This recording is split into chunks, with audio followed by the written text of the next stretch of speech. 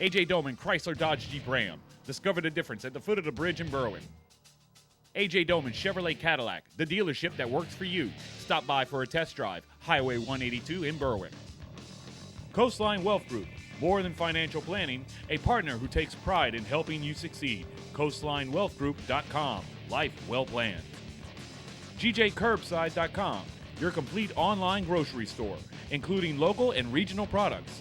Check our website for delivery options. From our curb to yours, G&J Curbside.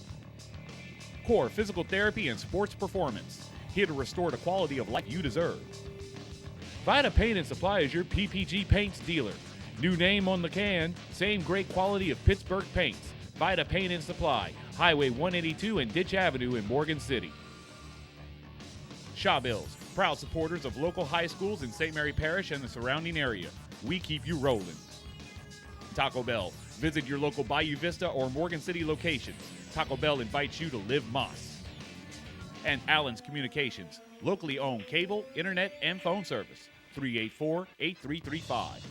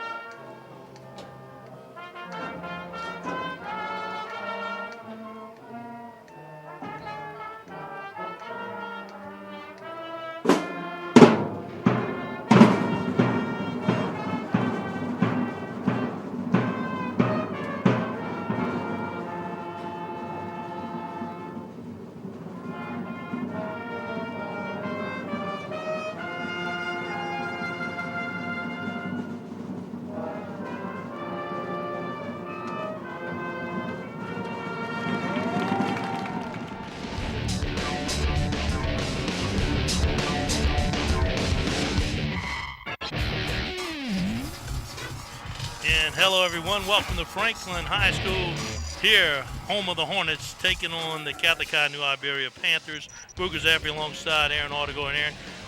End of the season, a lot of COVID going on, but this game right here has something on the line, and that's a home field next week in the playoffs. Exactly. Both teams come in here. One game separates them in the district race. Catholic High comes in 4-2 with a district record, and Franklin High comes in at 3-3. They've played the same people. They've pretty much beat the same people and lost to the same people, with the one exception being Jeanerette High School. Catholic High beat Jeanerette High School, where Franklin High fell to Jeanerette High School. Well, those of you who don't see Franklin on a regular basis, you look across the sideline, you'll see 70, 80 guys dressed out. You look on the Franklin side, you got less than 30, but don't let that fool you. Mm-hmm. Franklin has held their own against some of the bigger schools in the state. Yeah. Well, their district record is 3-3, but they also come in overall 3-3, having only played 6 games compared to Catholic High 7, but, you know, we're all dealing with COVID, and not just on your team, but as well as your opponent's team. Franklin has won the toss, deferred to the second half, so the Panthers will start off with the football here tonight. Important game in the overall playoff standings. Squib kick near side, picked up at the 18-yard line. This ball game's underway. Tripped up at the 40 goes Reno, and that's where the Panthers will set up shop. Okay, Catholic High starting offense. At quarterback is Leapery. Running backs are Regard and Austin. Wide receivers are Shay Lee, Rashawn Segura, and Nick Boutte. Their offensive line at the left tackle is Aguilar. Left guard Jacob. Center is Nathan. Right guard Nicholas. Right tackle Beal. Leapery under center I formation, send motion to the near side, just underway here from Franklin. Handoff right up the gut. Running right into the strength of the Franklin defense. That's their defensive line for a gain of 5, and our first flag of the game comes in late. Comes in late after the play is over. The play itself, nothing but a straight dive, straight ahead, picked up 6 yards. bring up 2nd and 4. But this flag boot comes out very late. And we'll have to wait for the referees to try to figure out what the call is going to be. He's looking towards the Catholic High bench. He's looking at the Catholic High bench for whether they want to accept the penalty or not. Yeah, without looking at the signal, it appears Franklin may have had too many men on the field. So the Panthers will accept the penalty. What? Yeah. Let's see. How many are they going to step off?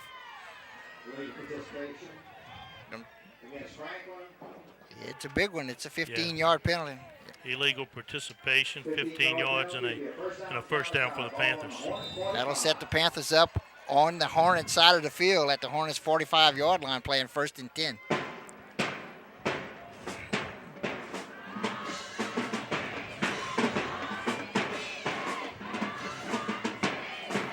Looks like a little bit of confusion in the backfield for the Panthers as they move back around. Plenty of time on the play clock, over 25 seconds.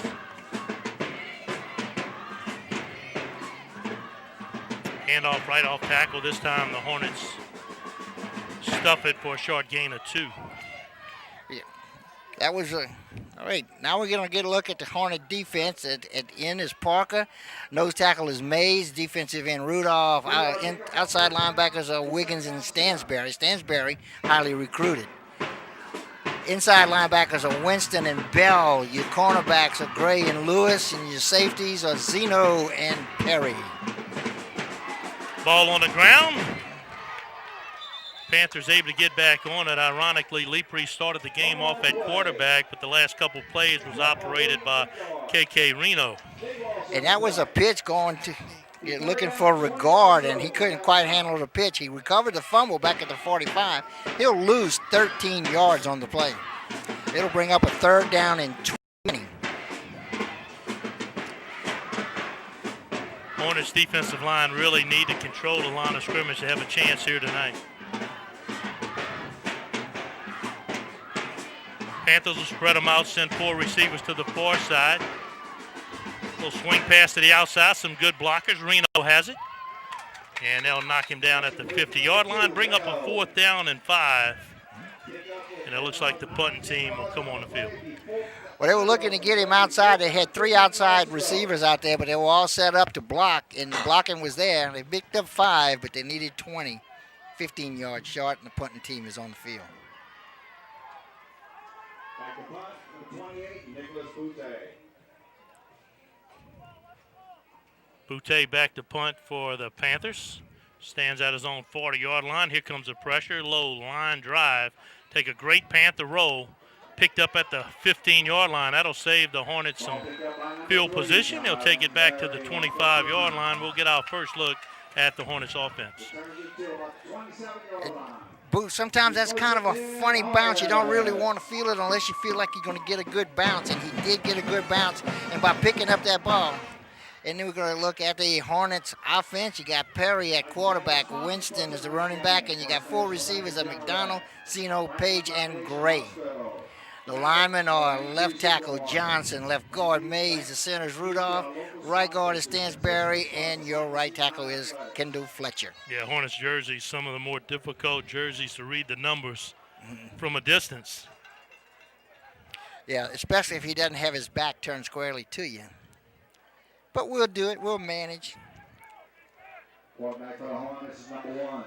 Yeah, either that or we'll just wing it, boo. Oh, big pressure, and down he goes. Not much time to do anything. The defensive line invades, and that's Boutte. It had tried to run a little play action right there, but nobody bid on the play action. Defense comes flying through and nails the quarterback in the backfield. He's going to drop about 5. It'll bring up 2nd and 15.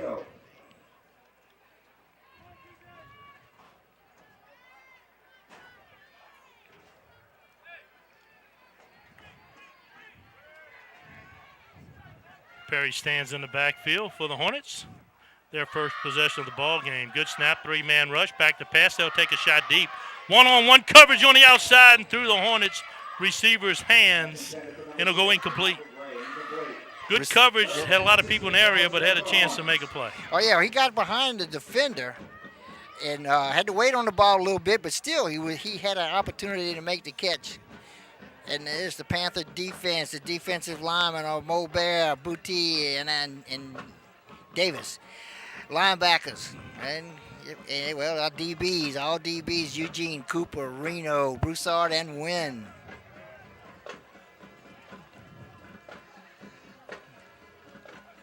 Third down, Hornets. Perry takes another shot. Single coverage again. There's Gray. This time overthrown and incomplete. Yep, well, first one a little bit short, second one a little bit long. Like the play call right there, to isolate and single coverage on the outside. Gray has shown the ability to make some big plays, so he'll get a lot of opportunities before this night is over. So a 3 and out by the Panther defense, and the Hornets will have to punt it away. So both teams, struggling a little bit early on the offensive side of the ball. The biggest play so far tonight has been the 15-yard penalty. High snap. High snap brought down. They'll run for it, and that was not a good decision there as the Panthers' special teams come away with a good play. High snap, but Boo looked like he would have had time to make the punt if he wanted to, but decided the best thing for him to do is see what he could get, and he couldn't get much. As the Panthers will take over at the Hornets' 20-yard line. Yeah, first big play. Game-changing play of the game. Comes on special teams. Leprey back in at quarterback. They'll hand off to the big fella. Runs over a tackler and in the end zone for a score. As KK Reno, number 2 for Catholic High Panthers, he got hit about 2 or 3 yards past the line of scrimmage, bounced off of that, looked to his left and saw some grass out there, took off and easily scored for an easy touchdown. Yeah, you find in many ways they're trying to get Reno the football, and now we know why. Yeah, we sure do. And that was just straight up the middle, just man-on-man blocking. Had a big hole. And our favorite play of the old swinging gate. Oh, and they snap it. Fake, 2-point on the outside, and the 2-point conversion is no good. 8:12 to go here in the first quarter. The Panthers strike first. They lead 6-0. You're watching the TV22 and AJ Doman Automotive Family Game of the Week. Game of the Week is brought to you by AJ Doman Chrysler Dodge Jeep Ram, AJ Doman Chevrolet Cadillac, Coastline Wealth Group, G&J Curbside, Core Physical Therapy and Sports Performance, Vita Paint, Shaw Bills, Taco Bell, and Allen's Communications.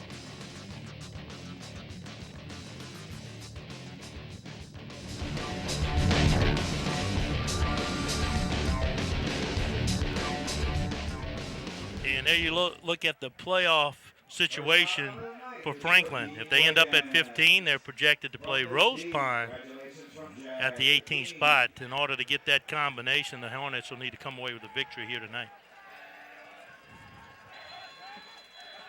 It'll take 16 or better to stay at home for the first round of the playoffs. So there's a lot riding on the line here tonight.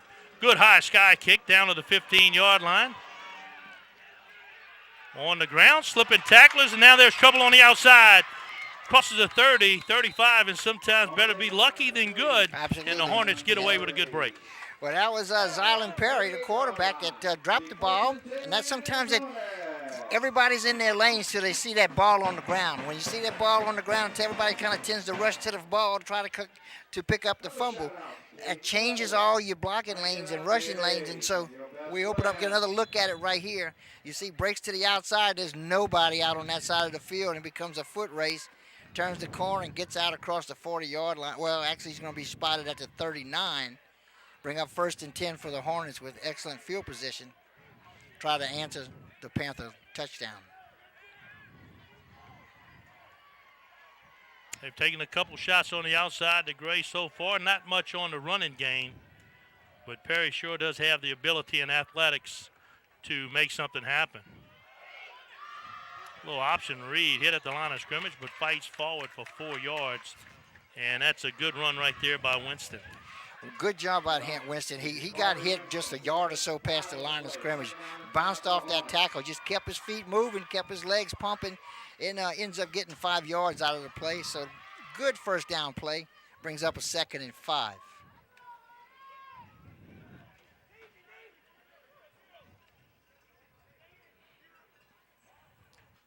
Good crowd turned out here tonight for Franklin, and also traveling down from Catholic High. A lot of games canceled across the parish. This one, we're glad to bring it to you. Again, single coverage on the outside. Gray over the shoulder, just outside the out-of-bounds line. It'll go incomplete. It was a nice pass that he made a beautiful catch, but he was 2 steps out of bounds when he caught it. Look, gonna get another look at it right here, but you can see he's got a bead on it. You can't see the sideline, but he is out of bounds when he catches it. Yeah, pretty close on the outside right there. We'll give the referee the benefit of the doubt. Yeah. But look for Gray to hit something big on the outside if they continue to keep single coverage on him. Yeah, it's going to happen because, like I said, he's getting closer and closer every time.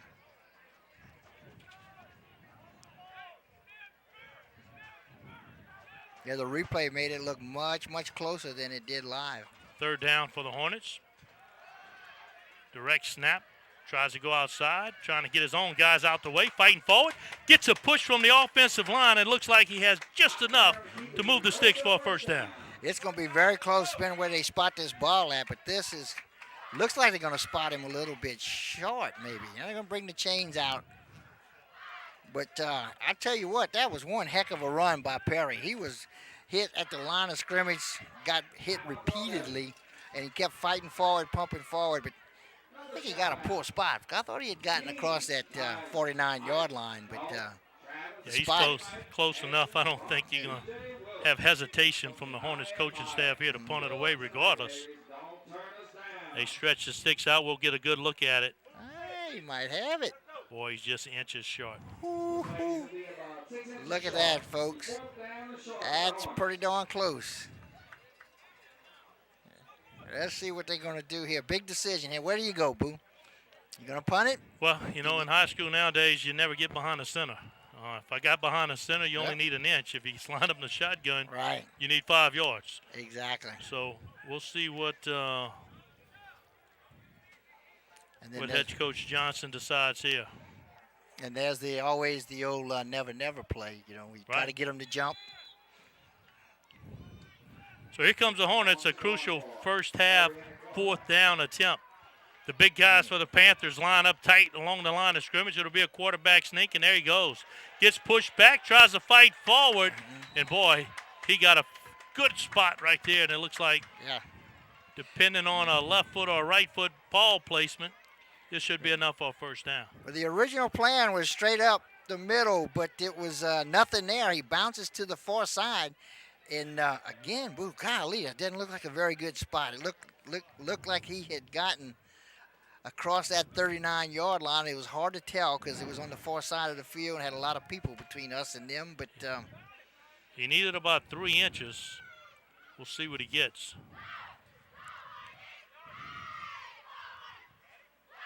Looks like he might have 4. Well, they found another link, and he's going to be short. Wow. Good 4th down hold right there by the Panther defense. Wow, that's close. I can't blame coaches for wanting to go for that 4th down in inches. Like I said, he tried to run it, got up under center. But a good job by the Panthers as there was just nothing in the middle of that middle of the field. And he bounced out. It looked like he had fallen across the line of scrimmage, but did not get that spot. And the ball goes to the Panthers on downs. They almost had to go for it right there. Don't question that play call. Just didn't get enough to get the first down, and now this defense needs to stand up for their ball club. They'll crowd the line of scrimmage.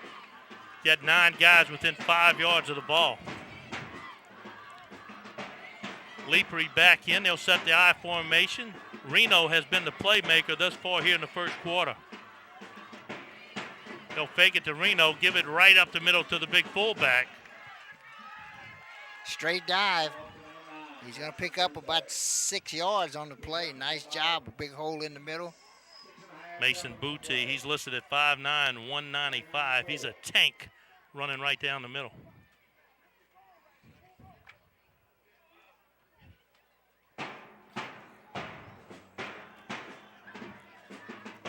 Second down to 4. They'll stay in the I formation. This time they'll hand off to Reno. This again is going to be close to the first down marker, but I think he's going to be about a yard short. Timeout called. Yeah, I know. I went down to the sideline reporter, which was you, Aaron Ortego, and he said that there's no more hydration timeouts for the rest of the year. And right here, we got a hydration timeout. I got that straight from the referee on October the 31st. Yeah, so we got a hydration timeout in November. It's a little bit not warm for November, but still, the way we were told, the way it was told to me was we're going to do them through the month of October. After that, November, we're not doing them. Well, it gives us a great opportunity to welcome our YouTube live viewers along with our regular Allen's TV cable customer watching this game tonight. Great high school football. Our first look at the Franklin Hornets and a game that means something. You know, a win here, they punch their ticket not only into the playoffs, but a home game. Home game, which is important. Yeah, got a tough task against a perennial power Catholic High New Iberia. The Panthers come in with about 80 players dressed out, a good contingency of fans, and they've got something on the line themselves. They would like to better their seed. If they win this game, this again puts them in with a home game next week, where a loss might drop them out of that position. Third down and 1. Reno steps under center, and he just plows forward to the 35-yard line for first down. Nothing fancy there, just quarterback sneak, find the crease, shoot through, get that yard, get that first down, and that'll set the Panthers up at the Hornets' 35-yard line, 1st and 10. Clock is running with 5.5 minutes to play, first quarter. Now Franklin calls a timeout.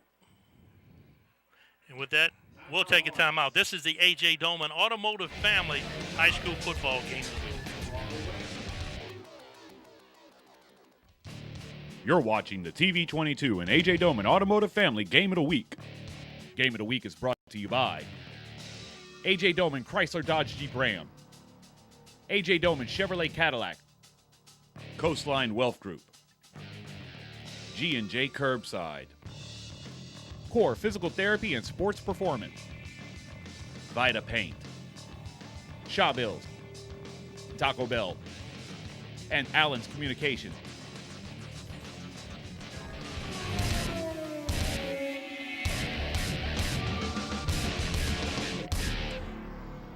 And welcome back to Franklin.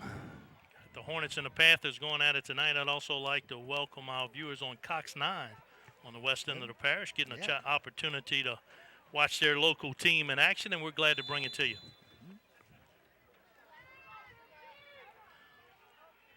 First down and 10 for the Panthers. Good hard count. Flag flies. This should be 5. Yep, that's going to go against the Hornets. Franklin. That'll move the ball to the 30-yard line. Still first down. Be 1st and 5. It's at 30. It's always good to come down to the west end of the parish in Franklin, home of Sonny Iverson. I know when we get here, all the folks love to talk to Sonny. That's Allen's third cousin, I believe. Absolutely. Right? Yeah. First down and 5. Panthers, 5:22 to go here, first quarter. Hand off to Leapry on the outside. Nice job out there. Finds some room, picks a hole, and runs right through it. Picks up the first down. Is this going to take them near the 15-yard line and see where they're going to spot it? And we go into the Core Physical Therapy red zone. The ball will be spotted at the, looks like about the 16-yard line as Leapry picks up 14. Yeah, Leapry and Reno kind of meshing well, each taking their chance under center. Two different type of players. This time they'll run into each other in the backfield, and that helps slow Reno down, and the Franklin Hornet defense gobbles him up at the line of scrimmage. We managed to pick up 1 yard and take it to the 15-yard line where they'll play second down. We'll get another look at this. And this is Reno right in the middle, gets hit in the backfield. And the way you stop any running back is you hit him in the backfield, and you got a chance. And that's exactly what they did. Stopped him for a 1-yard gain. Panthers up 6, knocking on the door, looking for more. 2nd down, 9. Again, back to Reno. Stood up at the line of scrimmage, bounces off, and turns what should have been no gain in a good gain of 7. Yep. Just shy of first down yardage. Reno gets smacked hard right at the line of scrimmage, but he bounces back and outside, finds some room outside, and manages to pick up about 7 yards. Actually, it'll bring up a 3rd down and 2 as the ball spotted at about it's like the 8-yard line. The ball's at the 8-yard line, 3rd and 2. Here we go.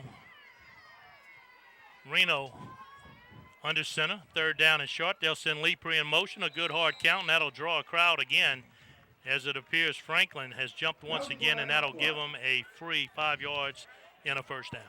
Well, it'll be a half the distance of the goal, 4-yard penalty, but they only needed 2 for the 1st down. So that should spot the ball at about the 4, where the Panthers will play a 1st and goal and an opportunity to go up 2 scores.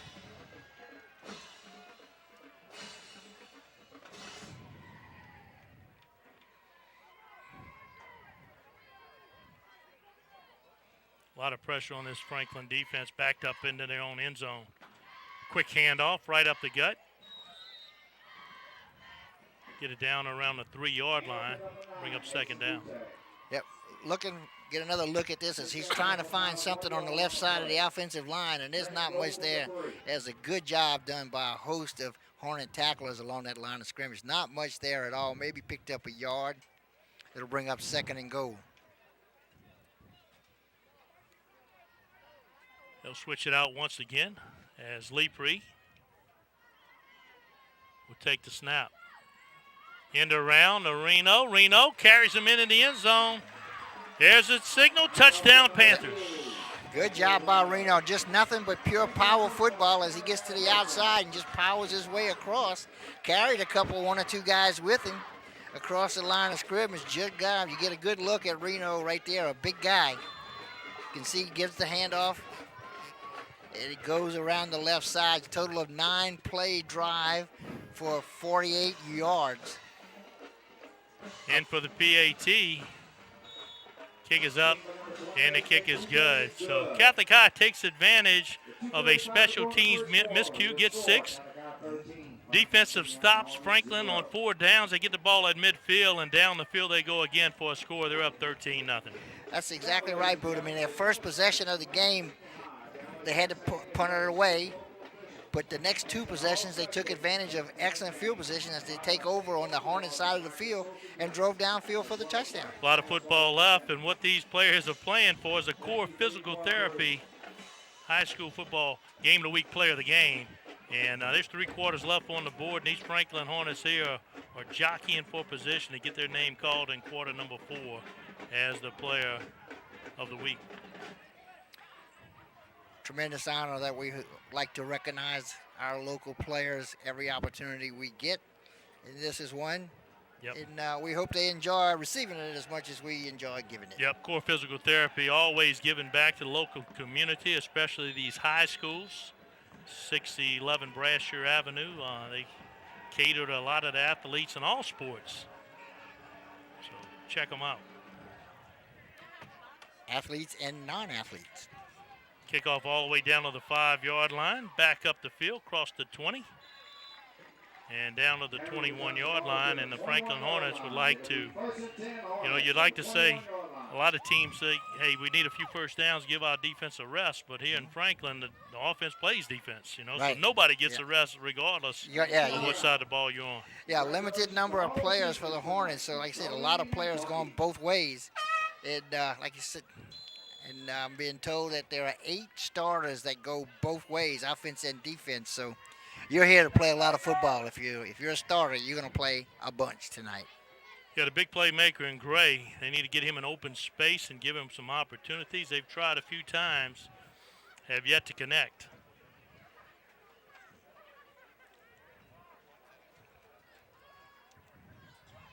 Zeno in a quarterback, takes a direct snap. Scrambling to the near side, has some field, now cuts it back to the inside. And a good open field tackle at the 30. So he ran a long way, got a few yards, but a good positive play on first down. Nice job. Get another look at Zeno. Looking to throw the ball, looking to his right, spins out of that, nowhere to go, finds some room, heads upfield, gets up close to the 30-yard line. He needs the 30-yard line for a first down, or just across the 30. He's got the 29, 2 yards short, second down.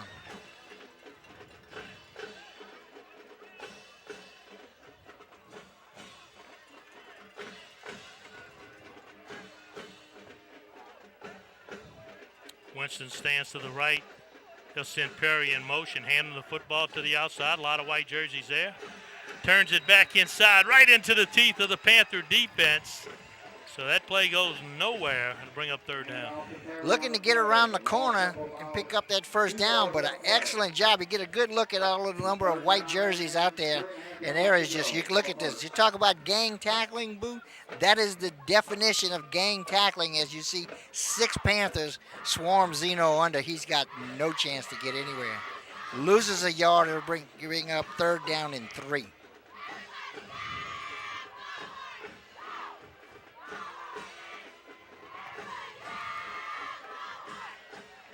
Perry back behind the center on this third down and 3. Fake it near side, has a wide open receiver at midfield. Play is dead. And Whistles. the play has stopped from illegal procedure against Franklin, and that thwarts a major turnaround in the game as they'll call this back. Well, one of the reasons I believe he was so wide open is the referee blew the whistle and the defense stopped, and the offense did not. But Shucks, go ahead and throw the ball and hope for the best. Let's see if we see anybody move, and we can't tell anything from here. The referee on the far side of the field must have seen something we can't pick up from this side of the field. But anyway, it's a 5-yard penalty, third down and 8. I was bracing to make the great touchdown call. Are you all ready? I can tell. 50 yards. Yeah, it was there. Third down and 8. Here comes a 5-man rush. They'll flush the quarterback out the pocket. Turning on the afterburners, crosses the 40, 45, 50, on to the Panthers side of the field, and that's the big play the Hornets needed. And that Silent Perry has a nice run. He looked back to pass. He was looking to throw that ball. Couldn't find a receiver, got a lot of pressure, so he broke straight up the middle, found a crease, shot across, and now the Hornets are in Panther territory. That'll do it here in the first quarter, folks. Franklin's got a little life trying to get back in it. They trail 13-0.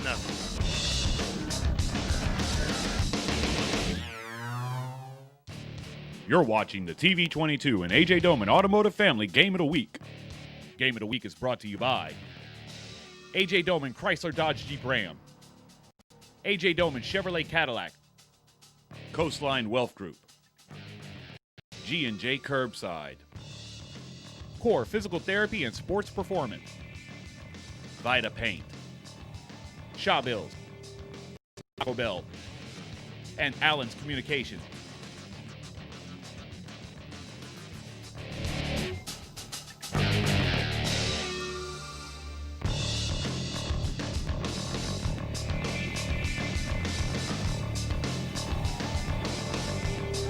And welcome back to the A.J. Doman Automotive Family High School Football Game of the Week.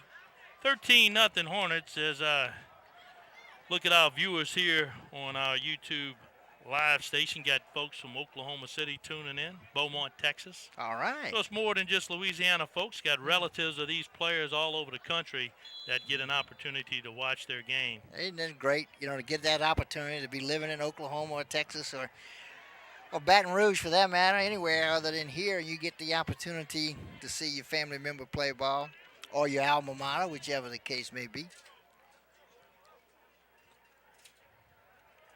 First down as we get the second quarter started.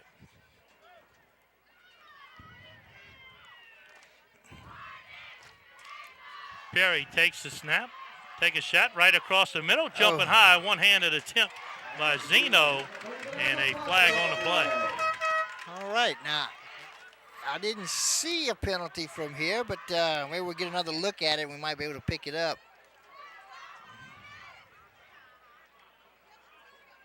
Well, again, it could have been something that happened before we could pick it up, but there is a flag that's going to go against the Panthers.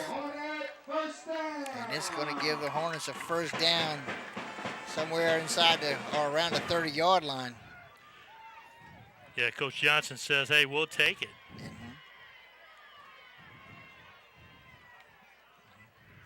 First down and 10, Franklin. Yeah, this ball will be spotted at the Panther 29-yard line. First and 10. Yeah, I think you're looking at it. Coaching staff has decided, boy, Panthers got a whale of a defensive front. They think their opportunity to move the football is going to be in the air. Just got to give the quarterback enough time to do something with it. Yeah, it looks like the Hornets are looking to throw the ball, and the Panthers are looking to run the ball as they've only thrown one pass here early. Perry getting flushed out the pocket once again. This time, nowhere to go. They'll bring him down. A big loss of 10. They'll have him down at the 40. It'll be a loss there. Looking to roll out, trying to throw the ball. Again, under pressure. Nice open field tackle. Yeah, Mason Boutte, once again, we've called his name several times here in the first half. The ball will be spotted at the 40. It'll be an 11-yard loss. Second down and 21.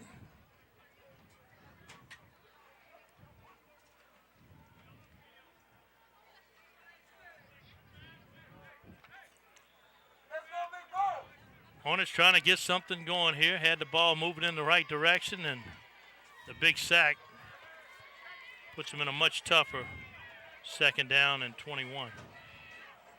Back to pass again, four-man rush. Take a shot deep, wide open receiver, standing at the goal line. That's Gray, makes the catch, touchdown Hornets. That was Jermichael Gray, got behind the defense. Evidently some sort of miscommunication, misplay. Gray gets way behind the defense and just had to wait for the ball to come down. It comes down at around the 3-yard line, and he just hops on into the end zone. And the Hornets are back in this game as they close this to a one-score game now. Yeah, give credit to Perry right there. Not his initial receiver looking for it. Scrambling right, was looking short. Then he caught Gray out the corner of his eye, readjusted, and fired a strike in the end zone for a much-needed score for the Hornets. Hornets line up to go for two.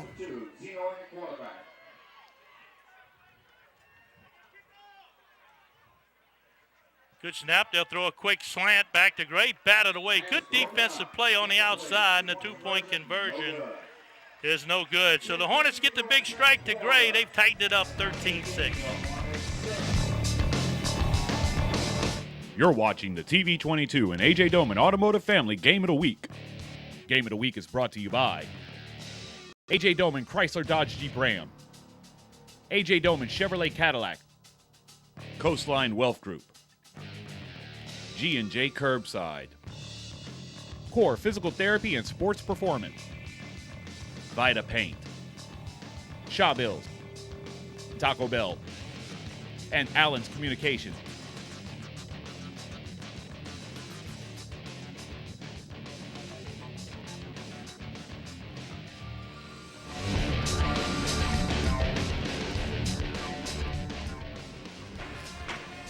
Perry able to scramble away from the pressure and hit the big play receiver Gray wide open at the end zone, and exactly what the doctor ordered. The Hornets needed that in a big way. Oh, absolutely. They were down 14-0, and they needed to get a little bit of momentum back their way, and a touchdown will do that for you. Down to the 20-yard line goes Reno. Reno finds a seam on the outside, crosses midfield, hurdles a tackler, and down to the 30-yard line. Yeah, nice job on the far side, finds some room, uses his speed, and just turns on the jets. As you see him look to the outside, turns that corner, and it's just a race. Now jumps over a defender, hops down close to the 30-yard line, and this will be spotted at the Hornet 29-yard line, first and 10, Panthers. Yeah, a lot of times you squib kick to help your cover team, and you especially try to get away from their big play returners, and that time it found Reno, and the Hornets paid the price.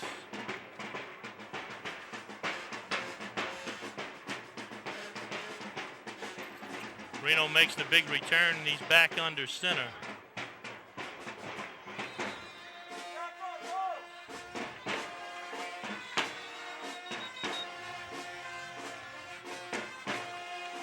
Okay, time is called.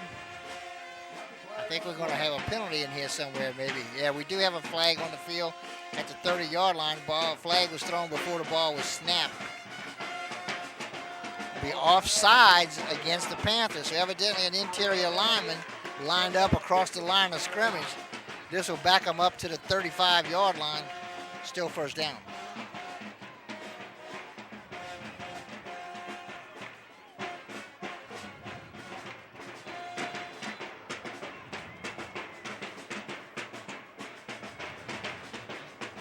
Important for the Hornets right here, Boo, to make a stop. Try to keep them out that end zone. They managed to close the gap to a one-score game, but got to play some defense. Little end around. Plenty of running room. Running through tacklers. Has a wall of blockers, and he's inside the 5. Didn't look like it was going to be a nice play. We do have a Hornet down around the 23-yard line. Looked like a good play right there to pick up good yardage, but it didn't look like it was going to go that far. He just hunkered down behind his blockers and just stayed behind his blockers right here, looking to get through, gets what he can, and he's going to be down around the 3-yard line. And we have a player down for the Hornets. Yeah, we're not sure who it is. And right now we're in the core physical therapy red zone as the ball is spotted at the 3-yard line. Well, exactly what the Panthers wanted. They had a Hornet score, and they want to answer it. They answered it with a big return. All of a sudden, 2 plays later, they find themselves in the core physical therapy red zone, a place they feel comfortable. Right. Huge play right here. The clock is stopped with 10 minutes, 27 seconds to play. Yeah, when you have such small numbers, any injury is a serious need for Franklin. Look, they got you on TV, Boo. Oh, absolutely, and we're dressed for the occasion tonight. And he wore his good hat too. Absolutely. His good baseball cap tonight too. Absolutely. So, he was Aaron Artigo been in the business here in the calling games. How long, Aaron? Mid '80s sometimes, since they've been doing them. However long that was. Around 85. I think there was 85. In which good time to bring it up, Boo. But retro games will be back on starting next week on, I assume, Wednesday nights again at 7. It's been a big hit, Some guys are sitting down on the couch flipping the channels. All of a sudden, they tune in a game from the early 90s. Right. And they see how skinny they used to be. That too. We were talking about 1985, Boo. Our first game of the retro season will be a game from 1985. And I think looks like number 8, Kentrell Lewis, the senior, coming off the field slowly.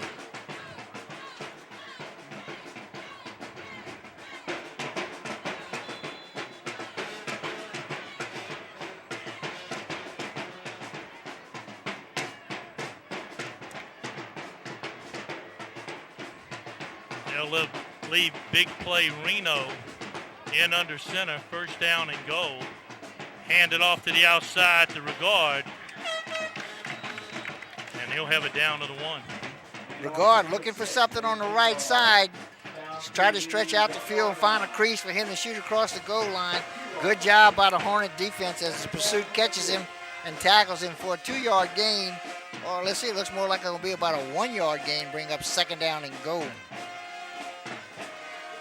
They'll stay on the right hash, hurry up to the line of scrimmage. Quarterback sneak right off the left side.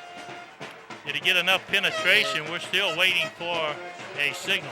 There it comes, touchdown. On the far side, you see the referee on the far side raise his hands. He had to run up and see just where the ball was on the ground. Evidently, it's good enough. Touchdown Panthers, and they get that 2-touchdown lead back again.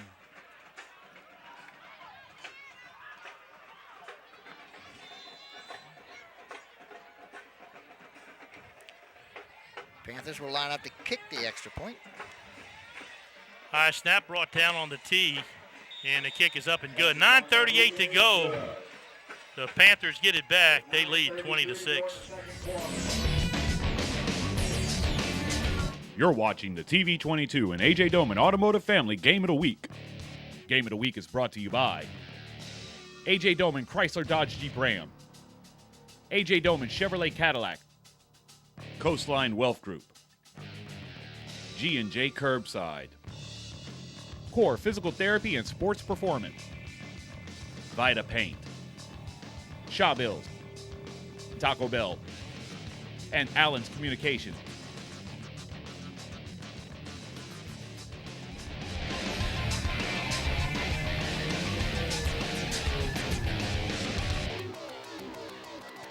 Hello, everybody, and welcome back to Franklin High School. We're at the campus of Franklin High School, where the Franklin High Hornets are hosting the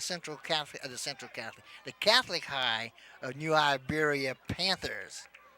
The Panthers have just scored a touchdown and now enjoy a 21, I think, to 6, or it's only 20 to 6. Makes the catch just short of the goal line, brings it out across the 20-yard line, still looking. Falls across the 25 where the Hornets will get set up.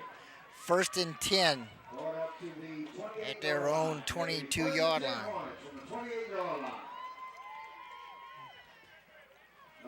Actually, they're going to spot this ball closer to the 29. You're going to see he picks up the ball just short of the goal line. Fights his way across the 25 and wrestled down at the 28, where it'll be 1st and 10. Important for the Hornets to try to get some of that momentum back on their side of the field.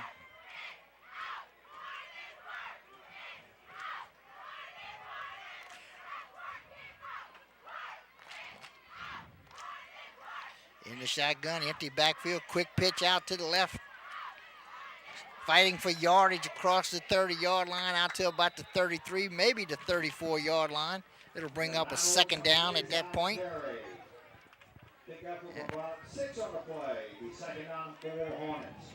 They're going to spot the ball at the 34-yard line. It'll be a 6-yard gain, bring up 2nd down and 4.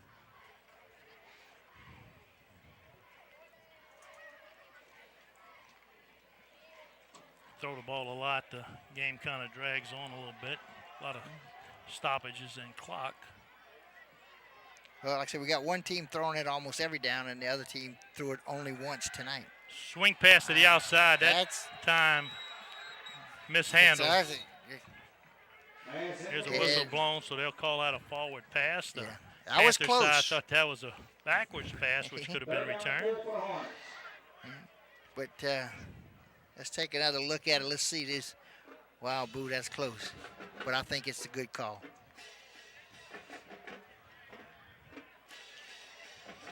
Incompletion will bring up 3rd down.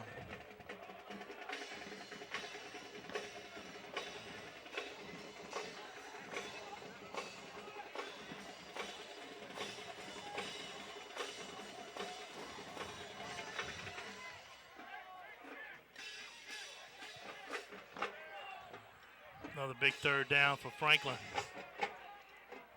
Perry calls for the football. Time to throw it. Now he'll run for it. Ball on the ground. Big chase for it. Panthers say they have it. They do. The ball just popped out his hands. It looked like someone got a hand in there and knocked it out. Fumbled it forward. Get another look at it. Looking for something. Oh, he's holding the ball in one hand out away from his body. And the ball gets slapped out of his hand. Fumbled and recovered by the Panthers on the Hornets' 39-yard line, and that sets the Panthers up in great field position. Put a few more points on the board. Yeah, Franklin would have to play a pretty clean ball game tonight to have a chance to compete. You know, special teams has hurt them already. A turnover right here, a failed attempt on a 4th down, and you're still just down 20-6, so that you're putting a lot of pressure on your defense. Play action pass. Lepre out. Has a receiver running deep on the outs. Stretched arms incomplete.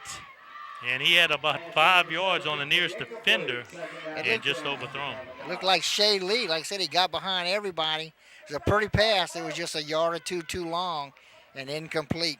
Yeah, when Franklin's starting to inch up trying to stop a power run game, and all of a sudden you go play action, that's what happens. It does stop the clock with 8:13 to play before halftime. Panthers ahead of the Hornets 20-6. He'll bunch 4 receivers near side. Last time, just a quick screen to Reno on the outside. They'll fake it to him. Lepre keeps it himself up the middle. Nice job scheme-wise defensively for the Hornets. Yeah, they held him to a 4-yard gain as Lepre drops back, pump fakes one time. Looks like a straight draw call, quarterback draw. And he heads straight up the field, picks up 4. Will bring up a 3rd and 6 for the Hornets, who are probably in 4-down territory, I would think. Boo.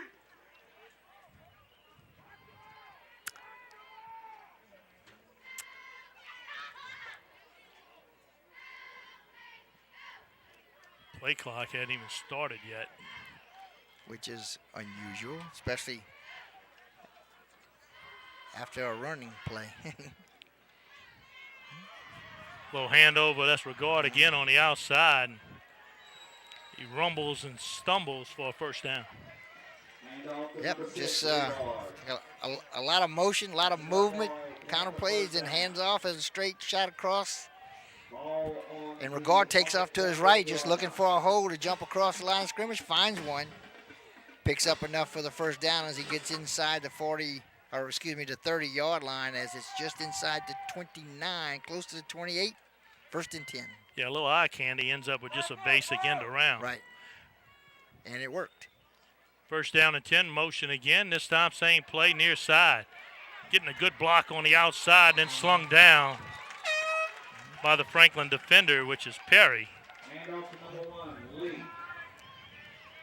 Let's get another look at this as he looking for something on the outside. Looked like he may find something there. Perry sees him, grabs him, spins him around, and throws him on the ground. It's going to be about a 1-yard gain, maybe 2. We'll call it 2, say 2nd and 8. That looked like Boo's going to go for a whole lot more than it did. Good pursuit by the Hornets defense. Send Regard in motion now, bringing back.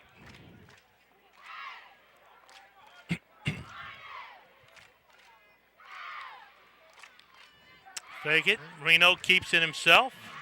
A lot of red jerseys trailing him, just have trouble putting him down. This ball's loose.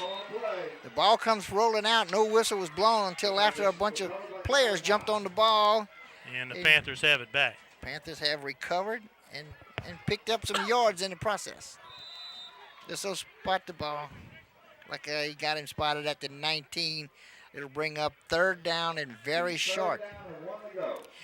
Looked like Boo, he got across the line of scrimmage before the fumble. Not only that, but they got across the core physical therapy red zone. Just inside a place they've come accustomed to here in the first half. Another hydration timeout. They'll send both teams to the sideline and give us an opportunity to thank A.J. Doman, the Automotive family, for sponsorship of high school football this year. We dabbled in a few more things other than football. Did some girls high school volleyball. People really enjoyed that. And now we're kicking it around with management on if we're going to try to do a few basketball games in the upcoming future. So stick around for that announcement, as you don't know what COVID has in mind for us and where that's going. We have scheduling issues ourselves, with games and so on, but it's all pending COVID. Everybody, everywhere, all plans are pending COVID. Absolutely. But one thing we do know is that early voting started today and it'll run all next week. So if you're in your local area and you have a race going on, I know we got some judges races. We got a mayor's race in Morgan City, runoff race. We got a few tax initiatives on the ballot, so do your homework and get out and exercise that right. I know this second time in a runoff, you don't get a big turnout. Right. So, your vote is much more valuable. And if you don't know what the issues are, please take a look at them and see what they are. Make an educated opinion and vote your heart. Absolutely. Mulbert takes it off tackle for a first down. That'll move the chains for the Panthers. Like to wish Bill McCarty a happy birthday this week. Went over there the other day. They had a cake half eaten. I said, what's that? He said, oh, it was my birthday. So we want to wish him a happy birthday. First down and 10. They'll go to Reno. Reno slicing and dicing. And they'll have a gain of 9. Yeah, Reno finds some room on the right outside. And he just kind of works his way amongst a lot of traffic. The ball's going to be spotted at about the 7, looks like, maybe the 6. Second down and 2. Yeah, he's a type of runner where early in the game you bounce off of him a few times, and then later in the game you try to just get a little arm tackle. You're tired of getting run over. It's not always fun to get run over by a train.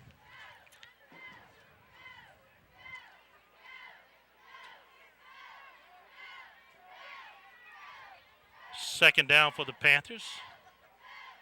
Regard end around, has the football, slows down, takes a big hit, regains his composure, and puts it in the end zone for the score.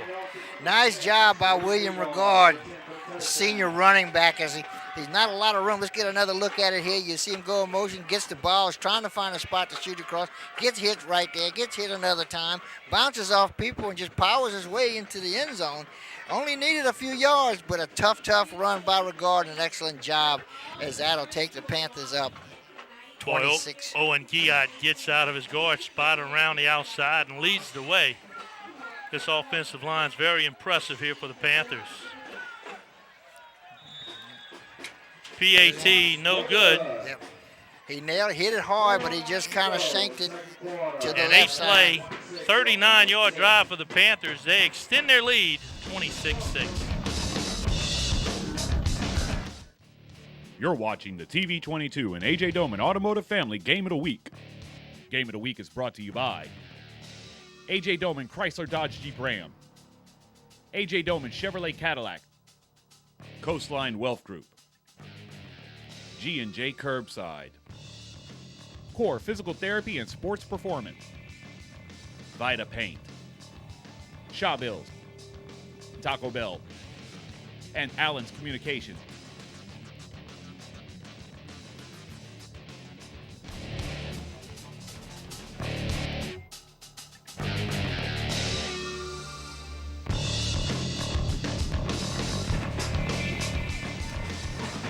Welcome back to the A.J. Doman Automotive Family High School Football Game of the Week. Playoff implications here, not necessarily to make the playoffs, but a home field definitely for the winning team here tonight. And home field can mean a whole heck of a lot in the playoffs, because, you know, even the first round, you could be playing somebody from North Louisiana. Much better for them to come down here and play ball than for you have to go.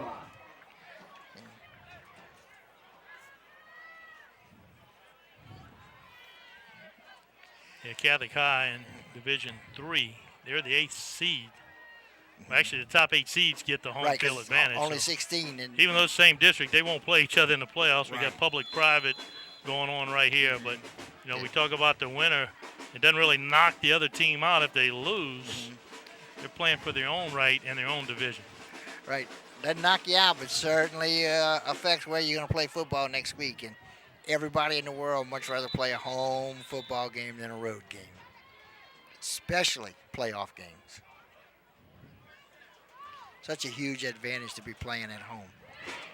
And the way that playoff works, if your opponent has a case of COVID, it's an automatic forfeit for that team. You just move on. Right, you just go on because you have to have a winner, and you got to have the winner this week. It can't be played later. You may be able to play a day or 2 days later, but not a week. Pressure again. They'll bring the Franklin Hornet down at the 5-yard line. Took a little long to develop that play. They faked the hitch. Then he looked downfield. Nothing was there. And the pressure was just too much. Well, the Hornets have had trouble all night on long developing plays. Most of the time, they have not been able to get off a good pass when it took time for the play to develop. You know, it was a 10-yard loss on the sack. It'll bring up second down and 20 as the ball is spotted at the 10-yard line, just inside the 10-yard line.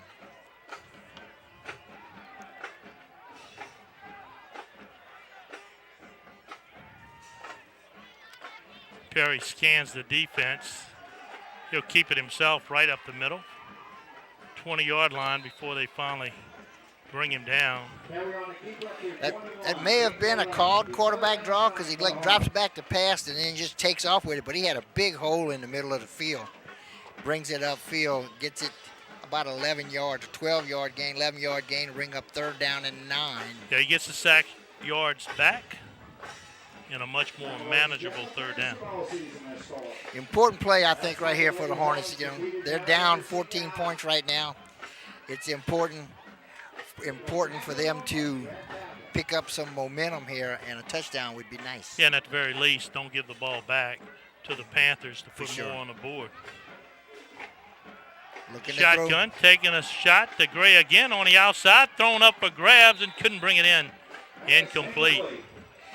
Another 50-50 ball that goes to the ground. Good defense coverage was there for the Panthers. It's Cambridge Hall, number 15. Looked like he had reached in there and knocked that ball away from the intended receiver. Good defense brings up 4th and 9. The Panthers, the clock is stopped. There's 2 minutes, 29 seconds to play before halftime. So a crucial play right here. And it looks like they're going to go for it on 4th. Wow. It's like all or nothing right now in the second quarter. Could come up with a quick kick. Don't be surprised if that happens. Good snap, and it is a quick kick. No returner back. That's going to work out very well for the Hornets. That'll also run some time off the clock. So they leave it down there. No one there from the Panthers. 43-yard net punt. So good punt. And it took some time. Took about down to 2:17 to play. So ate a little bit of time. Got a good punt off. No return.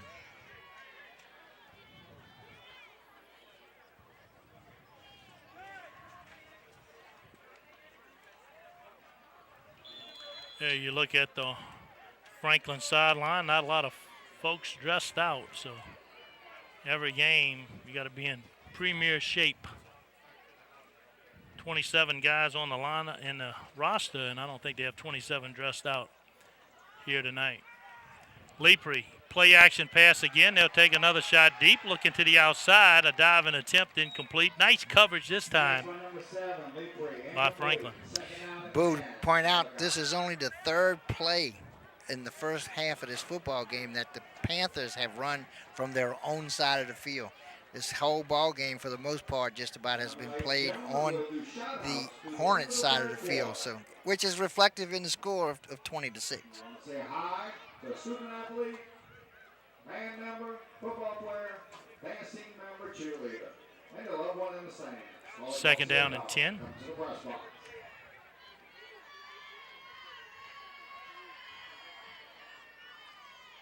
Reno back in at quarterback. He'll take it himself.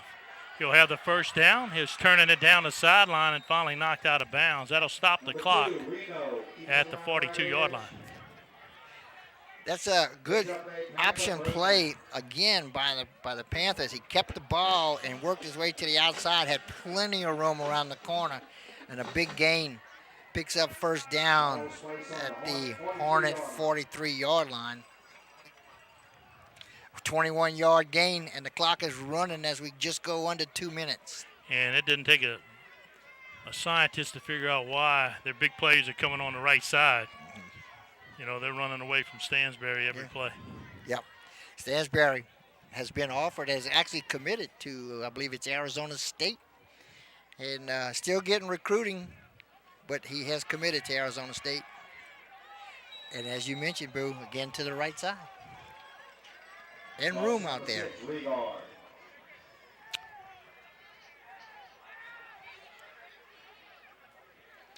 They're going to spot him just short of the first down marker. It's going to be second down in less than a yard.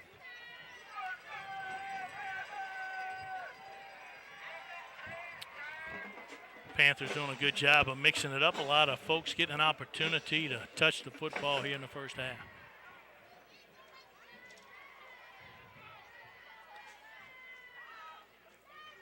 First down and 10. This time they'll go to the fullback, and Hornet defense up to the task. They'll stop him right at the line of scrimmage. The clock continues to run as they go down under a minute 10 to play before halftime. And the clock is stopped as they call timeout on the field. Second down, 9.5 yards to go for a first down. Look at what's going on in the first half when we talk about the core physical therapy player of the game. Not really anybody from the Hornets side has risen to the top. Had a few good plays here, but it's going to be wide open in the second half. Right.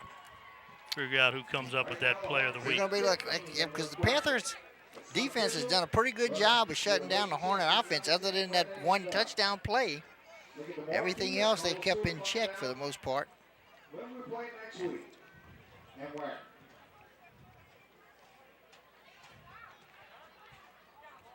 Clock is stopped with a minute 13. Senior night here in Franklin. Folks are lined up. Cheerleaders, band, football team, all get recognized at halftime. Very strange senior year for these kids. Wow, yes. Kind of feel sorry for them, not getting the full enchilada of a senior year. That's so true, Boo. Reno takes the screen pass, turns it back inside, leans into the defender, and has the first down. Good power running by Reno as he drug people along. You get to look at this. He's going to have some people hanging onto his shirt tail, and he just pulls them along. Come along for the ride, guys. It's going to be fun. Takes it inside the 20. Yeah, had one thing on his mind, and that's getting into the core physical therapy red zone as he crosses the 20-yard line.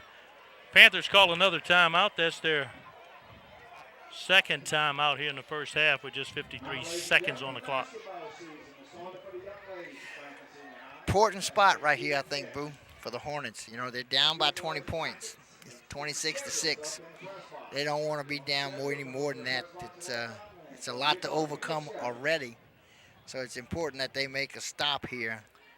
Yeah, stop here. You get the ball to start the second half. That's an true. Opportunity for Coach Johnson and his staff to make those crucial halftime adjustments. You know, it's one thing to come out, you're outnumbered. Mm-hmm. You know, you got 80 guys dressed out on one side. You're just down to 27 guys. But at that time, the coaches come in and they try to outfox the other coach. Right. And try to get it done. That's a brand new scoreboard here at Franklin, lit up nice. Very rare you go to a high school facility and all the bulbs are working. And not just the bulbs, but they're actually using the down markers and first down and second down and to go and all the other information.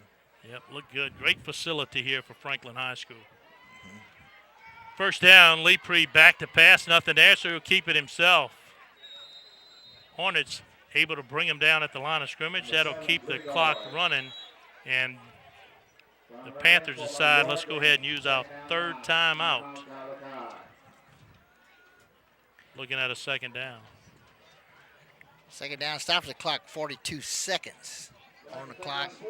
The ball is spotted at about the 19-yard line, maybe just inside the 19. Athletics, Thibodeau Regional Health System was the first hospital in the region to develop a comprehensive sports medicine program. To learn more, visit www.thibodeau.com. Thibodeau Regional Sports Medicine Center, keeping you safely in the game.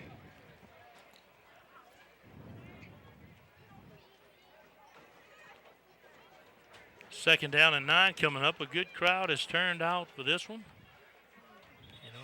You know, Crowds have picked up the last few years that we've been out here because that comes along with winning a few more ball games. As they win, so as the crowd has picked up. So they've done a much better job with bringing out a crowd, as well as the Catholic High Panthers have done a pretty good job bringing their crew down. Warm November night, it also brought out the mosquitoes.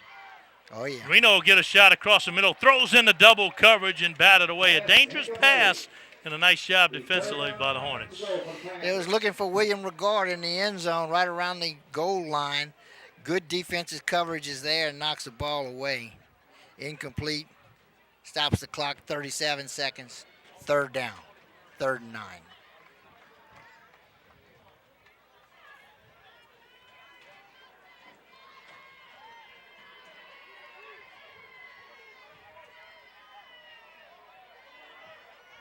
Big third down here. Regard goes in motion. They'll hit him with a hard count. Hornets able to hold their water. Yeah. They jumped a little, but not into the neutral zone. So everybody just holds their own. Play clock is down to 30 seconds. Yeah, so. game clock not running, so it really doesn't matter. Back to pass, they'll flush Reno out. He has room on the outside. Flag flies as Reno goes out of bounds, and this may come back. Yep. There's going to be enough for a first down, but as you said, Boo, I'm pretty sure this will be coming back with a holding call. The flag is sitting at the 20-yard line, right at the line of scrimmage, so this will be a holding call that's going to go against the Panthers. So this will back them up 10. It does stop the clock with 29 seconds. It'll take the ball back to the 29-yard line, so it'll bring up 3rd and 19.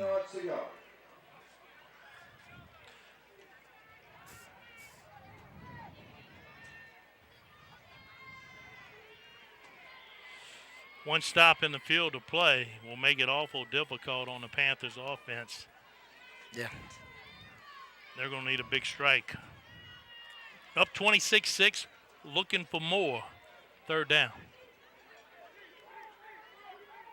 Reno sets up in a shotgun. They'll bunch 4 receivers near side, 1 to the far side. And here comes the Hornet pressure. They'll flush Reno out, and he steps out of bounds. Good job of running Reno down. Looked like he had running room. Yeah, it looked like he was going to get, he did pick up about 10 yards, but it looked like he was going to get a lot more than that. He did manage to get out of bounds and stop the clock with 22 seconds. It'll bring up 4th down and about 10, maybe 11 for the first down. They're going to kick a field goal. Now that kicker has showed he's missed a couple kicks, but wasn't due to a lack of leg strength. He had good long kicks. He just missed them.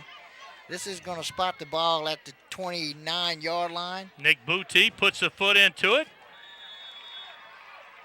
And it's good. Good. Just gets over the crossbar, but it gets over. And a flag on the play. A late flag on the play. Okay, we have to see both teams still heading to the sideline.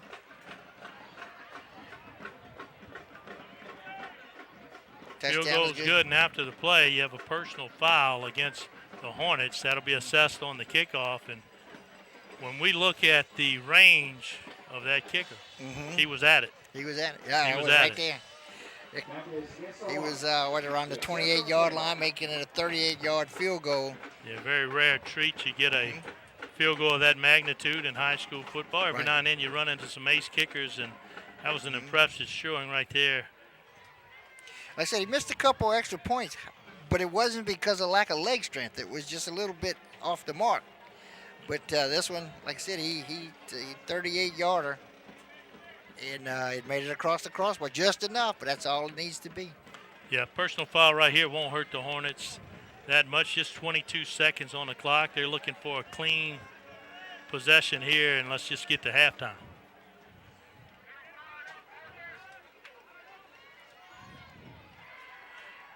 Booty, the senior kicker for Catholic High, got him listed at 167 pounds. That's got to be fully geared. Yeah. He'll put a foot into it. Good high kick. And he got all of that one. Kicks it right through the uprights from midfield, and that'll be a touchback. The Hornets will get 22 seconds to do something with it. And more than likely, they'll just get to halftime. We got 22 seconds to play to get to halftime. Ball spotted on the 20-yard line, so they're 80 yards away, 1st and 10. But I kind of expect we might see a couple bombs. Let's see, you never know, because you could hit one and get a big play. Or you could not. Or you could not.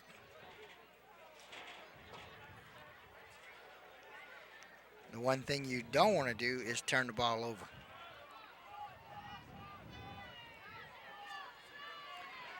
Panthers drop back in their prevent defense. 4 guys 20 yards off the football, trying to keep everything in front of them. And this ball bounces off the receiver's hands, and it'll go incomplete. Looking for Winston. And that'll bring up 2nd down. Looked like he might have been looking for where he was going to run with the ball before he actually corralled the ball, and it went off his hands. It was a good pass. Went off his hands and out of bounds, incomplete.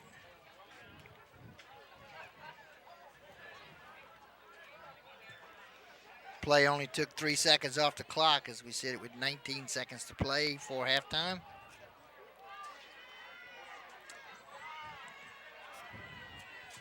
Second down. Little sweep near side, halfback pass, nothing there. So, well, look at the dance moves right there. Nice Make job. John Travolta look like a beginner. Good job he worked it for more than 10 yards, picks up the first down. That'll stop the clock long enough to move the chains. See if the Hornets want to try one more. They do. They're going to call timeout. Watch the dance moves right here. I know. Look, move. Missed that guy. Oop, missed that guy. Oops. He's still going. Nice job running with the ball, picking up the first down. Gained 11 yards out to the 31-yard line. You know, and we talked about Sonny Iverson. His hometown is Franklin. I know you grew up in Franklin, went to Hanson last. What were you, before they? We first graduating class with girls At Hanson? At Hanson High School. Yeah, we were all boys until my senior year, which was graduating class of 1968. And is that why your homecoming dance consists of just line dances because it was all boys? No, because there was an all-girls school, you see, that went along with the all-boys school. I got you. And the guys I hung around with, they had to explain to them what a line dance was. Okay. First down and 10. That first down guarantees one thing. Franklin won't have to punt it nor give it back to the Panthers here before half.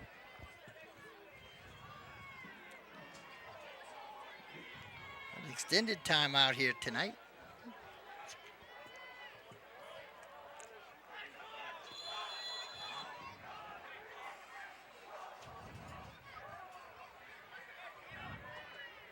See if the Hornets will take a shot. Perry, the stronger arm, stands in the shotgun. 5 receivers. Look for the Panthers to rush 3.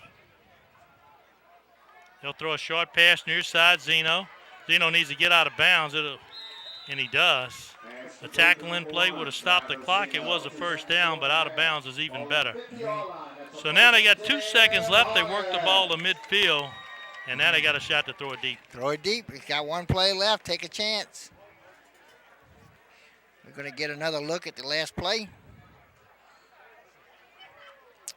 Good snap, quick pass. And then he's just going along the line of scrimmage trying to get as much as he can, but be sure he can get out of bounds, and he does a good job of that. The ball is spotted right at the 50-yard line. First down. Coach Johnson calls his offense over. He opens up his playbook to the back sheet, and he says, okay, guys, this is what we're going to do. Sends Perry out there, says throw it deep. It's going to have to be a big play as the Panthers line 4 guys up now. Standing at their own 30-yard line. Here comes the pressure. Perry will take a shot, throw it deep. 1 receiver down, trying to make a play, and he does! He makes a catch. What a play! Great job by the Hornets as they pick the touchdown up on the very last play of the first half. 4 defenders and Gray comes down with the grab. He does a good job of rolling out to his right and just turns it loose with everything he's got. There's Gray, makes the catch and trots into the end zone, and he's a happy young man. Great play. Those are the kind that make it fun. Waiting on the PAT as Franklin will go for 2, and that was a difference between a happy halftime and a sad halftime. That's it. So now they feel new life. They got a chance to talk about it. They'll get the ball to start the second half, and they're right back in the ball game. This will give them a chance to cut the lead to 15 if they get 4-play, 80-yard drive. Perry takes the snap, finds the end zone. The 2-point conversion is good. So we end the half with a 50-yard Hail Mary to Gray, Perry to Gray, and Franklin is right back in it, down 28. 14. This is the A.J. Dolman High School Football Game of the Week. We'll take a timeout and be back with the second half after our halftime break. You're watching the TV22 and A.J. Dolman Automotive Family Game of the Week. Game of the Week is brought to you by A.J. Dolman Chrysler Dodge Jeep Ram. Discover the difference at the foot of the bridge in Berwyn. A.J. Dolman Chevrolet Cadillac, the dealership that works for you. Stop by for a test drive. Highway 182 in Berwyn. Coastline Wealth Group, more than financial planning, a partner who takes pride in helping you succeed. CoastlineWealthGroup.com. Life well planned. GJCurbside.com, your complete online grocery store, including local and regional products. Check our website for delivery options. From our curb to yours, G&J Curbside. Core Physical Therapy and Sports Performance, here to restore the quality of life you deserve. Vita Paint and Supply is your PPG Paints dealer. New name on the can, same great quality of Pittsburgh paints. Vita Paint and Supply, Highway 182 and Ditch Avenue in Morgan City. Shawbills, proud supporters of local high schools in St. Mary Parish and the surrounding area. We keep you rolling. Taco Bell, visit your local Bayou Vista or Morgan City locations. Taco Bell invites you to live Moss. And Allen's Communications, locally owned cable, internet, and phone service. 384-8335.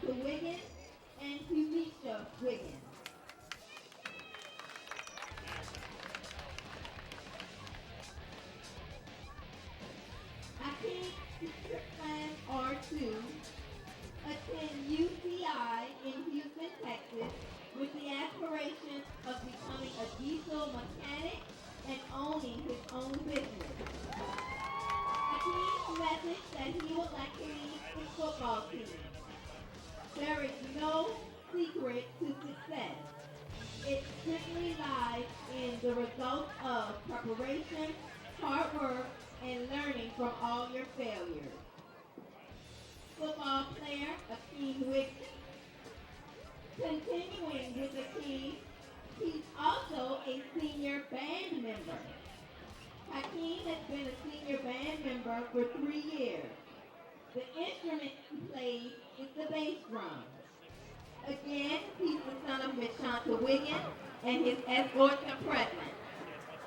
Hakeem wants all of his band members to know to continue to work hand in hand. You are one band, one sound. Ladies and gentlemen, show your love for senior Hakeem Wiggins.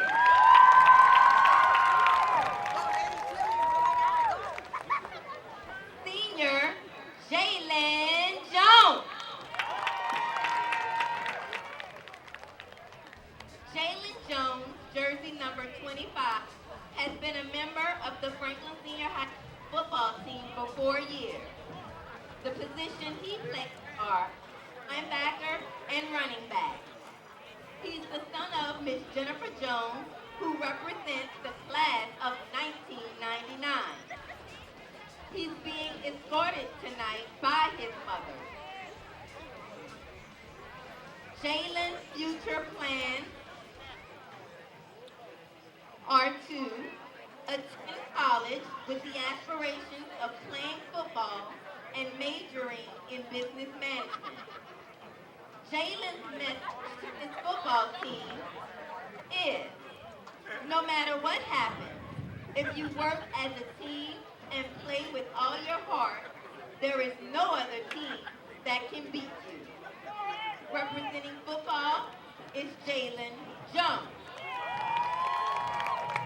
Jaylen is also a senior band member.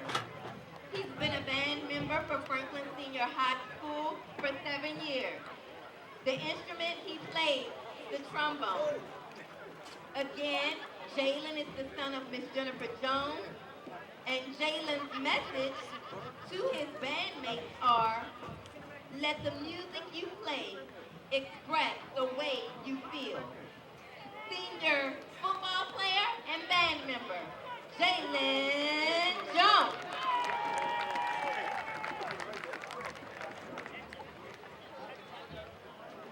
Representing the football team is none other than your homecoming king and football player, Travis Zeno. Travis Zeno proudly wears jersey number 1, and he's been a member of Franklin Senior High School's football team for 4 years. The positions he plays are wide receiver, strong safety, and quarterback. Travis Zeno is the son of Miss Shayna Jones and Mr. Travis Zeno Sr. He's being escorted tonight by his mother, Miss Shayna Jones, who represents class of 2004, and Mr. DeMarco McDaniel, representing class of 2012. Travis's plans are to attend a 4-year university and major in business. And while he's doing that, he also plans to further his basketball career. Travis's message to his football team is, chase your dreams and never let anyone dictate your future. Senior football player and your homecoming king, Travis Zeno Jr. Senior Kenny McDaniel. Kenny McDaniel is jersey number 2, and he's been a member of Franklin Senior High School's football team for 4 years. The position he plays is wide receiver. He's the proud son of Miss Deisha Thomas and Mr. Kenny McDaniel Sr. He's being escorted tonight by his parents. Kenny's future plans are to enroll into a junior college to pursue a career in business. Kenny's message to his football team would be, keep working, keep fighting, but most importantly, be great. He is Kenny McDaniel Jr. Next up is Jakari Winston. Jakari has been a member of the Franklin Senior High School football team for 4 years, and he proudly wears jersey number 7. The position he plays are running back and linebacker. He's the son of Sean Johnson and Gatana Wilson. He's being escorted tonight by his parents. Dad is Sean Johnson and his mom is Gatana Wilson. His future plans are to graduate and attend Southern University and major in business. God's message to his football team would be, football is like life.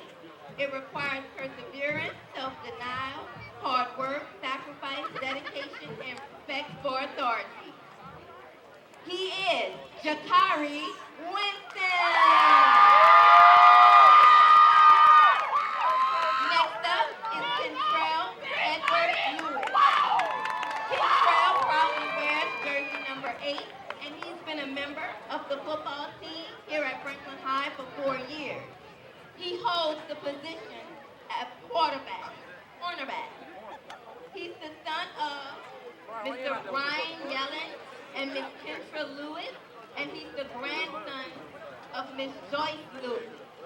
He's being escorted tonight by his mother, Miss Kendra Lewis, and his younger brother, Kendra Yellen. Kentrell's future plans are to attend college and pursue career in political science.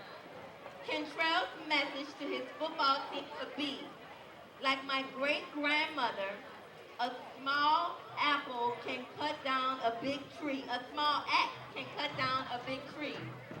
You can do it all with the will of your heart. Ladies and gentlemen, Kentrell Edward Lewis. Next up,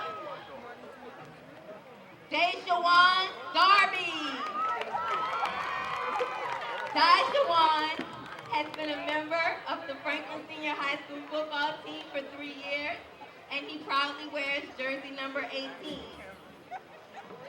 He plays everything on the football team. He's the son of Miss Christine Darby, and he's been escorted tonight by his sisters, Umbrielle Darby and Ariel Darby. Deishawan's future plans are to finish school and play college baseball. He just wants to make his entire family proud. Deishawan's message to his football team would be, no matter what happens, you always work hard as a team. Ladies and gentlemen, Deishawan Darby. Next up is Kaden Parker.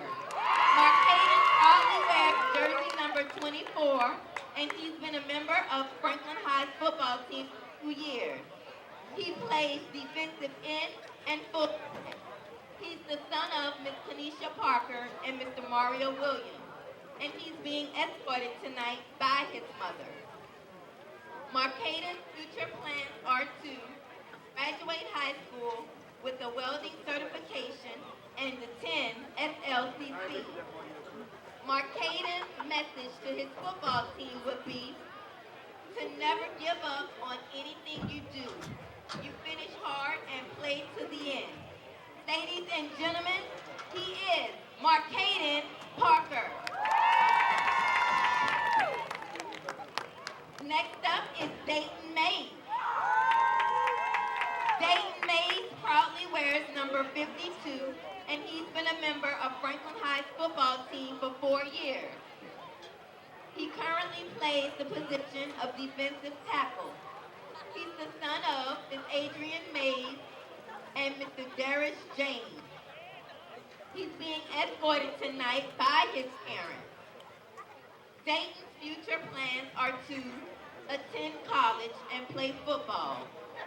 Dayton's message to his football team is to grind and trust the process. Your results will not go unnoticed. Ladies and gentlemen, Dayton May. Next up is Garrett Stansberry. Garrett Stansberry proudly wears number 54, and he's been a member of Franklin Senior High School's football team for 4 years. The position he plays is linebacker. He's the son of Mrs. Almitra Stansberry and Mr. Charles Stansberry. He's being escorted tonight by his mother, Miss Almitra Stansberry, who represents class of 1992. His future plans are to attend a 4-year university and continue to play football at the next level. Garrett's message to his football team would be, a dream does not become a reality through magic. It takes sweat, determination, and hard work. Ladies and gentlemen, Garrett Stansberry. Next up, Kendall Fletcher. Jersey number 43, Kendall Fletcher has been a member of Franklin Senior High School's football team for 3 years. He plays the position of guard and defensive tackle. Kendall is the son of Mr. Kendall Fletcher Sr. and Ms. Bridget James, who represents class of 2001. He's being escorted tonight by his father, the Kendall Fletcher Sr., and his grandparents, Ms. Carol James and Ms. Brenda Fletcher.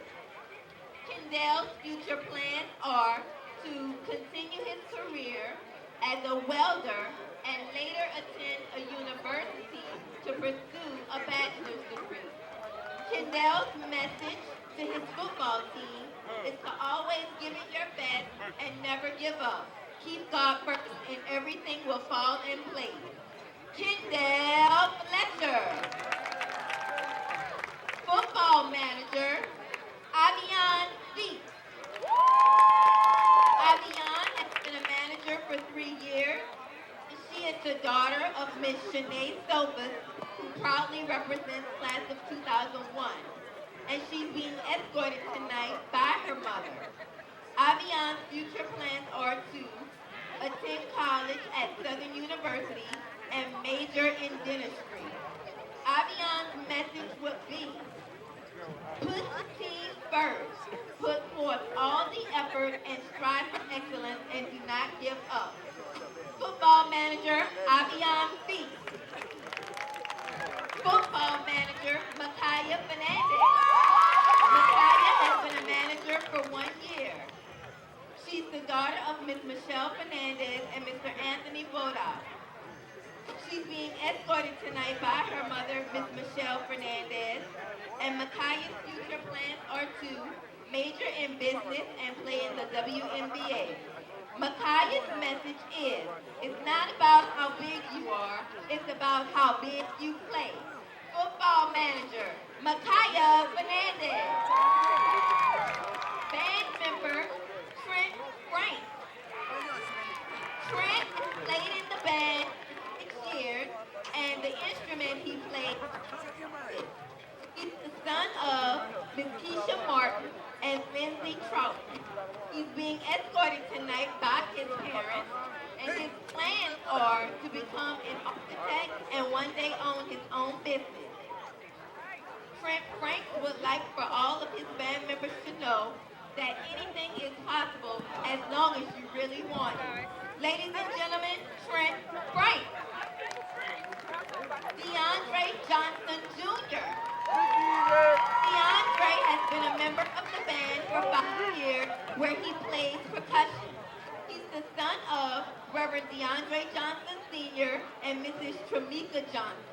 He's being escorted tonight by his parents. DeAndre Johnson's plans are to attend Southern University to become an electrical engineer.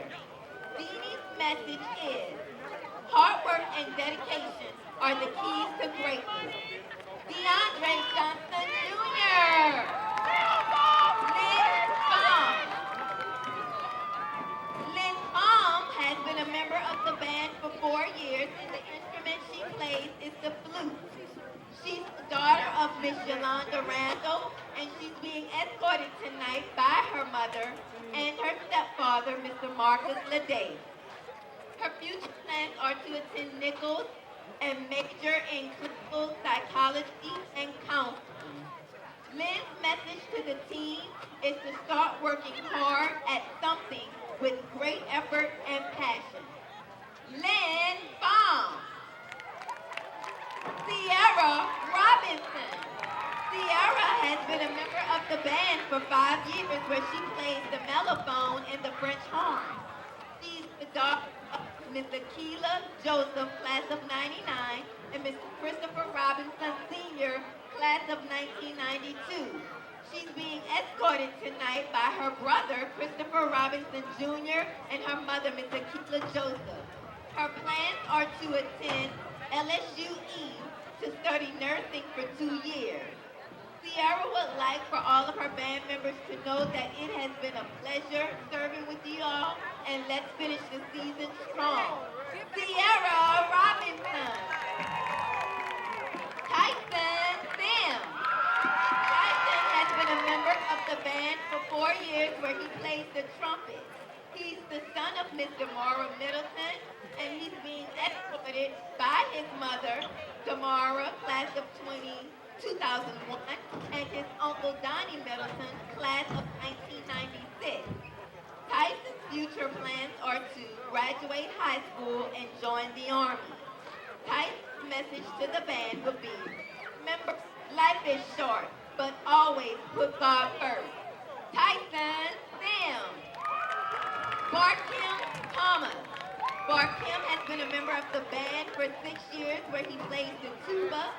He's the son of Lakeith Thomas, and he's being escorted tonight by his aunt, Alberta Alexander, and his cousins, Tariel and Downey. Barkim's future plans are to attend Baton Rouge Community College and major in business. Barkim's message is the sky is the limit. Barkim Thomas. Tara Williams. Tara has been a member of the band for 2 years where she plays the flute. She's the daughter of Miss Kimberly Hurst and Mr. Terry Williams. She's being escorted tonight by her father. Her future plans are to attend ULL and major in biology. Tara's message to the band is no matter what you endure in life, always stay strong and have faith in God. Tara Williams. Hyman Wingate. Hyman has been a member of the band for 6 years, and the instrument that Hyman plays is the trombone. He's the son of Keisha Tatum and Cyrus Wingate Ina, both Franklin Senior High School band alumni. He's being escorted tonight by his mother and his sister, Alaria Hamilton.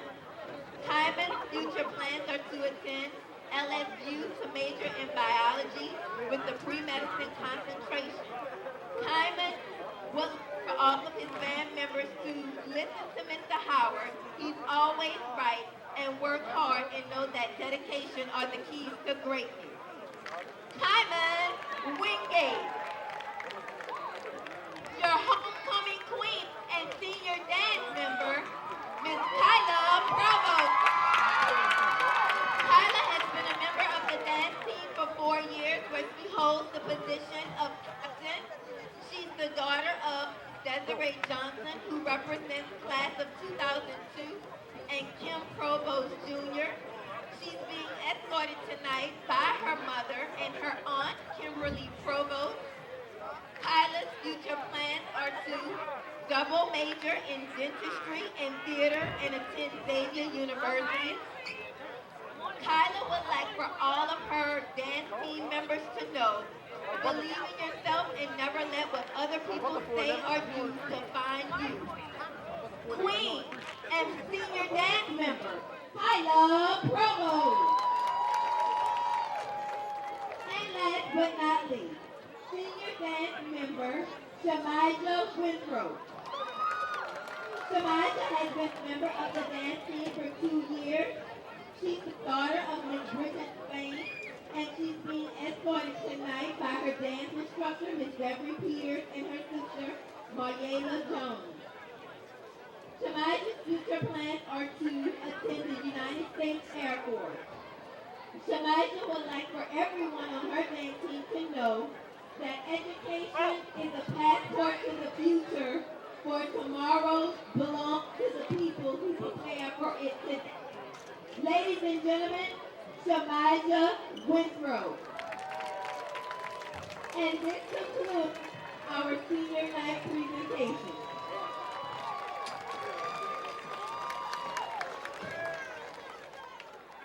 Let's give a Hornet big hand, Paul. You're watching the TV22 and AJ Doman Automotive Family Game of the Week. Game of the Week is brought to you by AJ Doman Chrysler Dodge Jeep Ram, AJ Doman Chevrolet Cadillac, Coastline Wealth Group, G&J Curbside, Core Physical Therapy and Sports Performance, Vita Paint, Shaw Bills, Taco Bell, and Allen's Communications.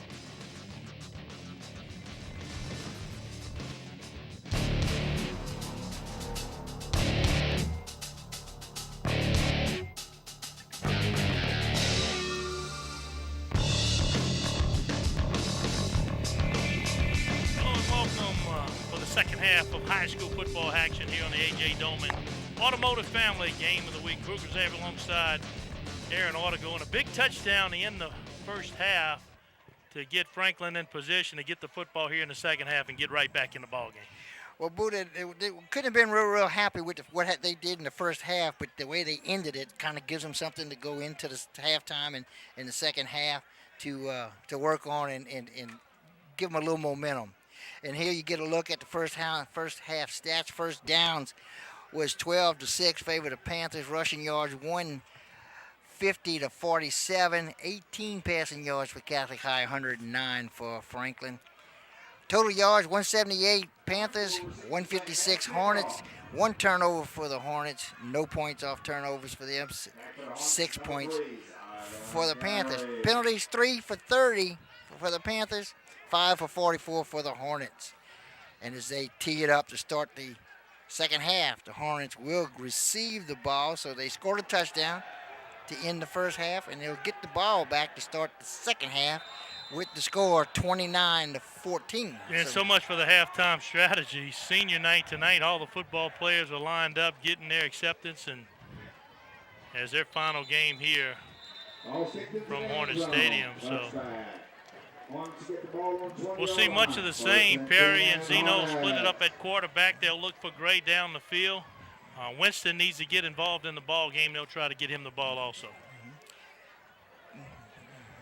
Our first shot out of the second half to Devery and Savoy. Terrell Johnson. 29-14 now. That late Booty field goal may do them important in this ball game. Yep, sure will.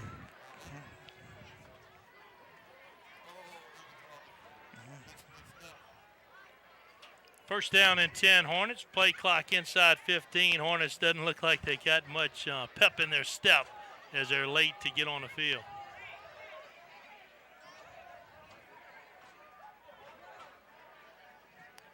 They'll start it off on the ground, nowhere to go. Here's the guy we've been calling all night. Big number 9, Mason Boutte. You called it right, but nowhere to go. The handoff went to the right side, and there was a host of white jerseys in the backfield waiting for him. He manages to fight his way to only a 1-yard loss. Bring up 2nd and 11.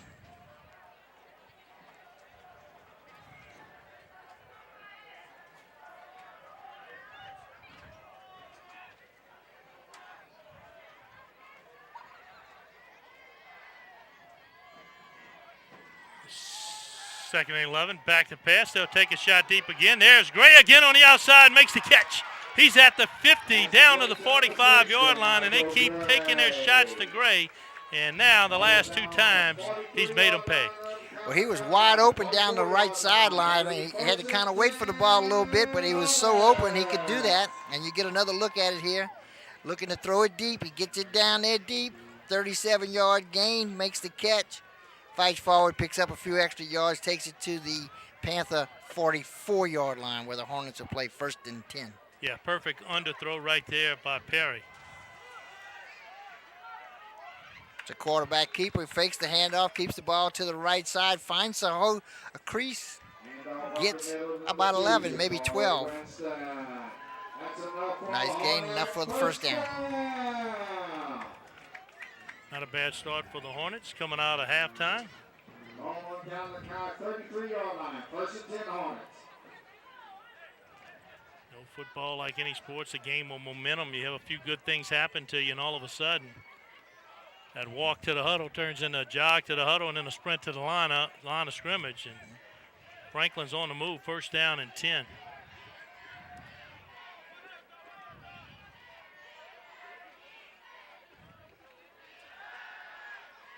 Back to pass again. Looking for Gray, just couldn't make an adjustment on the football. The defenders have been there, but the Franklin receiver has just been able to make outstanding plays. That time the ball falls to the ground unharmed.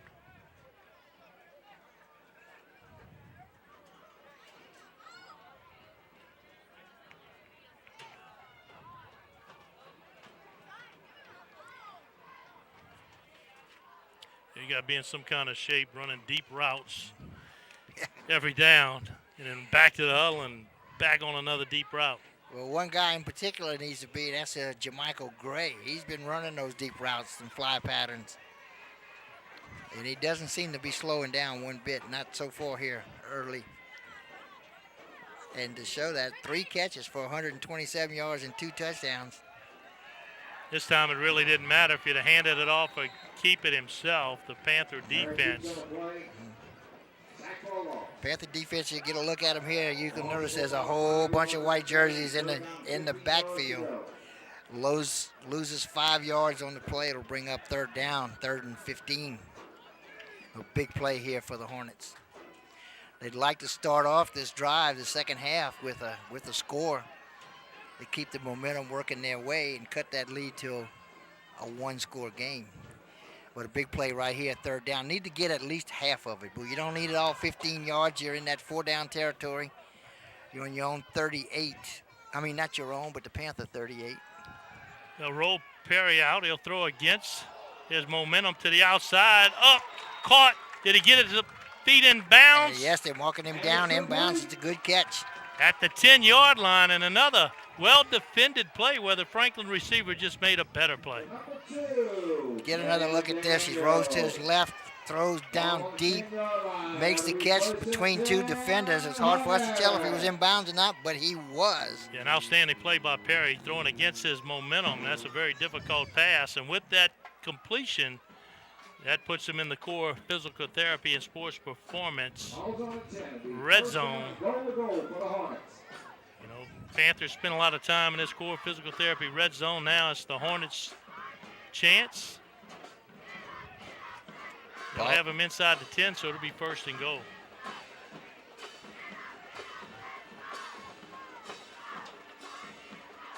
Straight quarterback keeper right up the middle. He'll have it down to the 5 and a good play on 1st down. Nice start to the go drive. As like you said, he finds a crease right in the middle and just kind of picks his way through for 5 yards. It'll bring up 2nd and goal. It looks like they might spot him at the 6. Second half couldn't have started off any better for the Hornets. Trying to claw their way back in this one. 8:32 to go here, 3rd quarter. Plenty of time. And an 8-play drive thus far for the Hornets, knocking on the Panthers' door.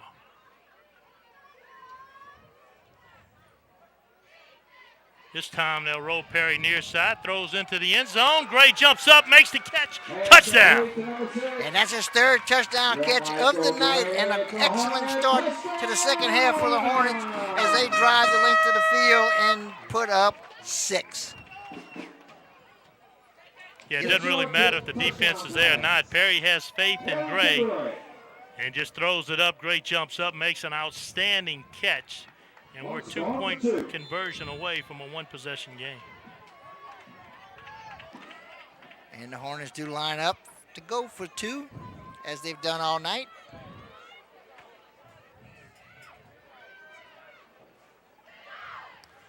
Perry's asking for the football, gets it.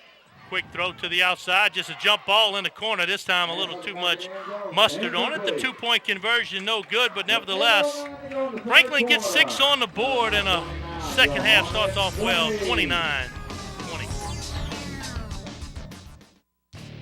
You're watching the TV22 and A.J. Doman Automotive Family Game of the Week. Game of the Week is brought to you by A.J. Doman Chrysler Dodge Jeep Ram, A.J. Doman Chevrolet Cadillac, Coastline Wealth Group, G&J Curbside, Core Physical Therapy and Sports Performance, Vita Paint, Shaw Bills, Taco Bell, and Allen's Communication.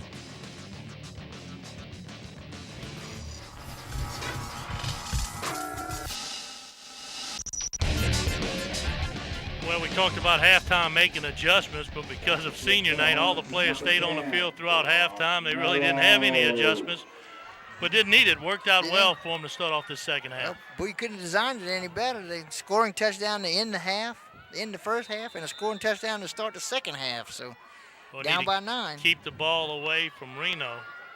Short kick at the 35-yard line. And a good return to the 48. Cole Broussard on the return. Yep. And like I said, the Panthers come out now with excellent field position. They're going to be starting their first drive on their own 48-yard line.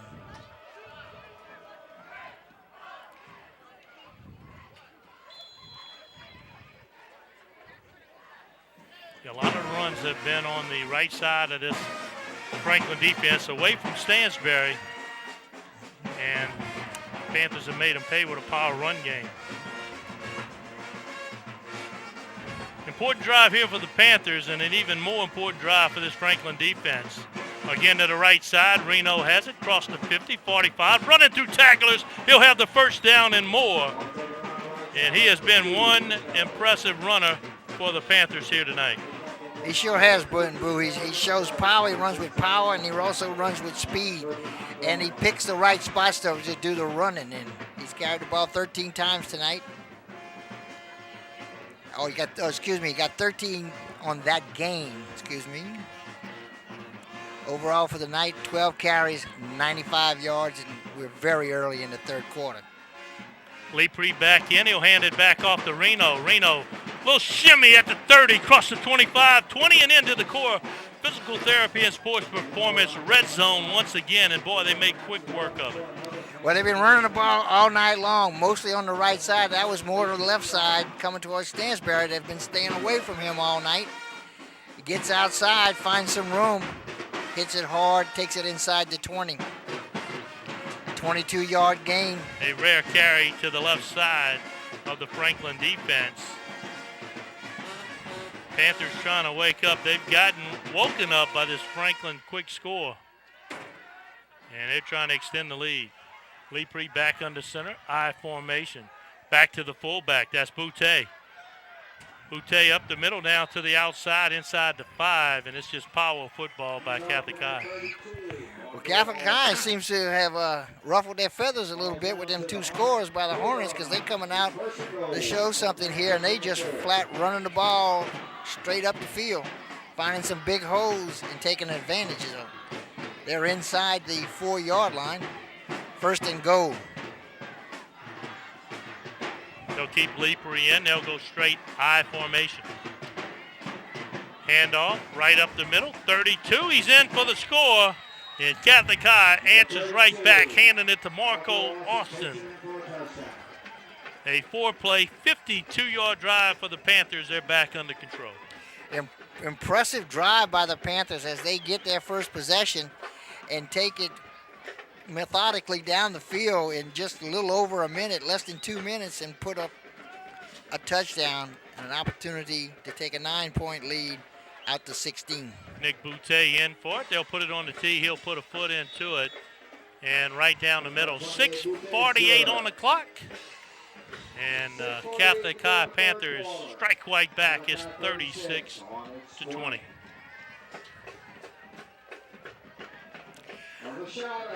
Well, we also have to find in here a player of the game. Yeah, you're looking at it right here. You got Perry throwing some good balls. You got Gray making some good catches. That's the 2 that stand out for me early on in this. Absolutely, without a doubt. Especially on the offensive side. Stansberry hadn't made a lot of plays, but they've been running the ball away from him all night long, and it's virtually impossible. Now, here to start the second half, they've had a couple nice runs to the left side of the field.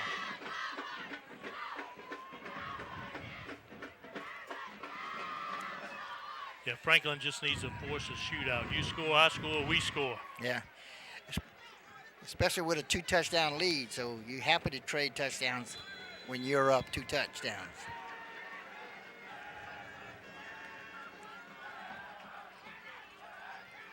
I'd like to welcome the folks from Orlando, Florida, tuning in, watching this ball game between Catholic High and Franklin. An opportunity to return at the goal line. A little hesitation, now turns on the speed, cross the 20-25, and there's a flag at the 15-yard line. The 2 flags come out, one on the far side, one on the near side. Could very well be for the same penalty. But this will drop them back. Oh, this is going to be a crackback block against the Hornets. And this is going to drop them back inside the 10-yard line. So not ideal starting field position. get another look at the play here, looking for something in the middle, finds a crease, and you can see where the crackback was. And a good deep kick right there for the special teams. And too many times this year we've been watching high school football evolve into a little squib kick. And how many times this year has we seen the opponent get the ball at midfield? Yeah, it's almost better to go ahead and kick it out of bounds if you're going to do that. You know? The art of the kicking game has, the strategy of the kicking game has gone awry. Where the strategy comes from the ability of the kickers. If you got somebody that can put it in the end zone, you're going to do that every time. There just aren't many of them in high school. We saw one a few weeks ago from St. James High School that just nailed it time after time, and he had a bunch of opportunities. Yeah, first down right here, opportunity for Perry. Just couldn't find an open receiver. Ended up having a scramble outside the 10 down to the 11.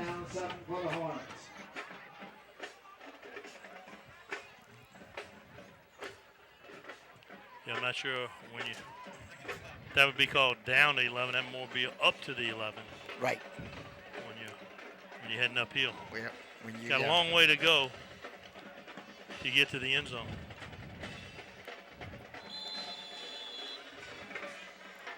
I think it's time for another water break. Yep, see 2 fists go to the outside. Not sure if the players need a break or the referee needs a break, but a hydration timeout nevertheless. So they'll come to the sideline to take a sip of water, and we'll keep it right here. Let's look at the Class 2A power ranking, the ranking that Franklin sits in right now, sitting at the 15th spot.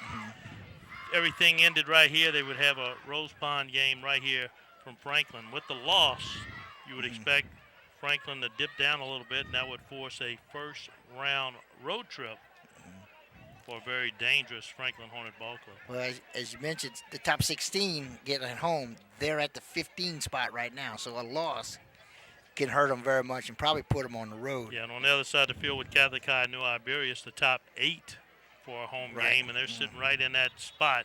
So it's an important game for them to come out and win also, because they're trying to secure a home game. Of course, neither of these teams will play in the playoffs due to the private-public split. Right. Even though they sit here in the same district.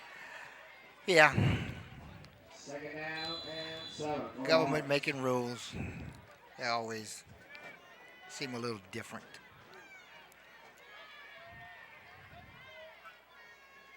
Second down.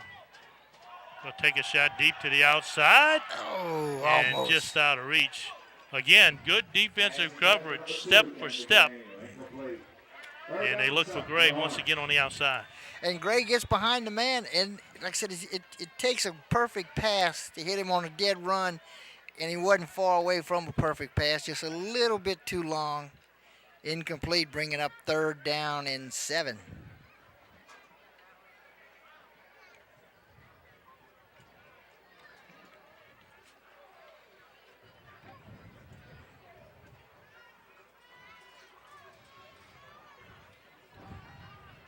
.5:44 on the clock here in the third quarter. Couldn't have ended the half and started the second half any better than Franklin with 2 scores. Sandwiched in between as a Panthers score. Now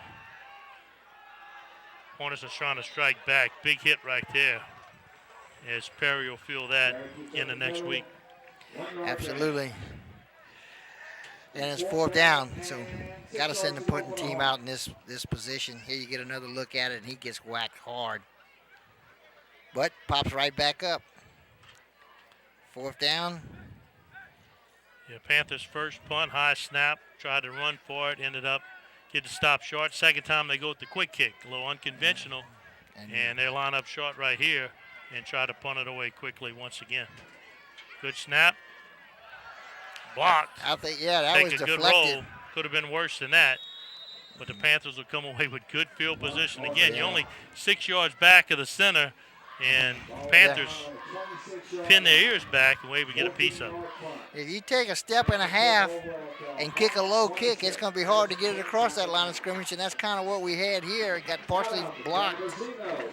It doesn't go in the book as a block because it went past the line of scrimmage, but it was definitely deflected, partially blocked. Ball is spotted at the 21-yard line where the Panthers have played excellent field position. And a lot of difference in this ball game has been the great field position that the Panthers have been able to get. Starting drives off on the Franklin side of the field, but a little bit confusing there as the quarterback and running backs run into each other. Yeah, Stansberry comes from the outside, just gobbles it up. Gets out a little frustration. A lot of great athletes have come through Franklin High School. You know, it's a shame. You know, the numbers are down. At one time, this was a 1,000-plus school of students. And yeah, now it was 5A at one time. Absolutely. Now you all the way dwindled down a 2A. Well, part of that was when West St. Mary was built. That took away a lot of the students. Hand off to number 32. Austin. Now you're getting the big guys up front, starting to get more control of the line of scrimmage. 2 good plays in a row. That'll bring up third down. A key third down for the Hornets defense. Well, the Panthers have already kicked a 38-yard field goal. Marketing Parker comes off the field hobbling. He'll keep it on the ground. This time, running room to the outside, 20, 15. Finally, down at the 10 goes Reno, and he has caused havoc for this Franklin Ball Club as he's run over people, run through people, and run around people. He is a load, Boo. And these Hornets are having trouble wrestling him to the ground. He's big, and he's fast, and he uses his power. And as they take the ball inside the core physical red zone. Yeah, big third down conversion for the Panthers. And they're at the 10-yard line, first down and goal. I formation. Reno goes in motion. They'll hand it to the fullback, and Boutte. He takes it right up the middle and into the end zone for the score.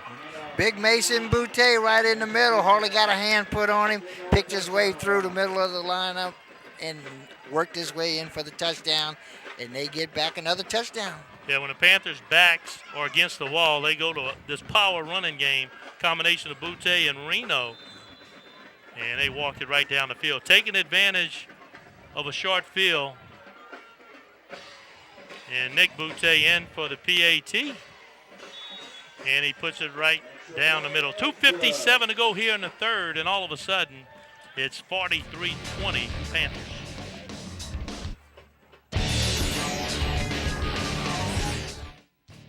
You're watching the TV22 and AJ Doman Automotive Family Game of the Week. Game of the Week is brought to you by AJ Doman Chrysler Dodge Jeep Ram, AJ Doman Chevrolet Cadillac, Coastline Wealth Group, G&J Curbside, Core Physical Therapy and Sports Performance, Vita Paint, Shaw Bills, Taco Bell, and Allen's Communications.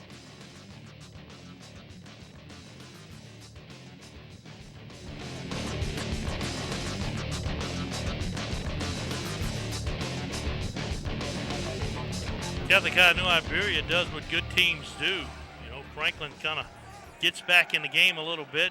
Panthers say no way. They go to a power run game and regain control of this ball game.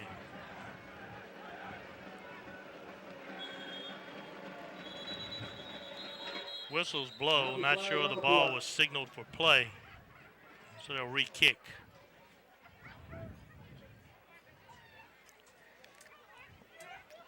Boo, while we have a little bit of time here, we want to give a shout out to Mr. Leonard Marshall. Yeah, one of the Franklin greats. Franklin High graduate.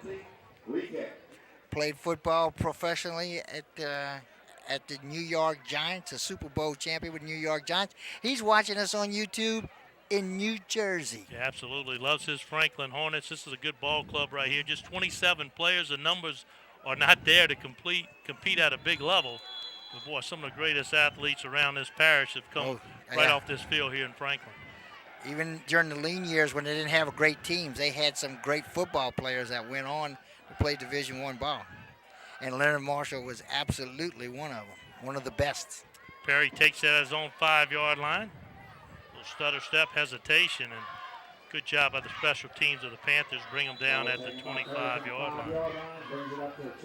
So the headliner on this ball club, big number 54, and that's called Garrett Stansberry, an Arizona commit, 3-star athlete, Arizona State, a 3-star athlete here on the field today, and you can tell where the good player is because the Panthers made a living away from him all game long.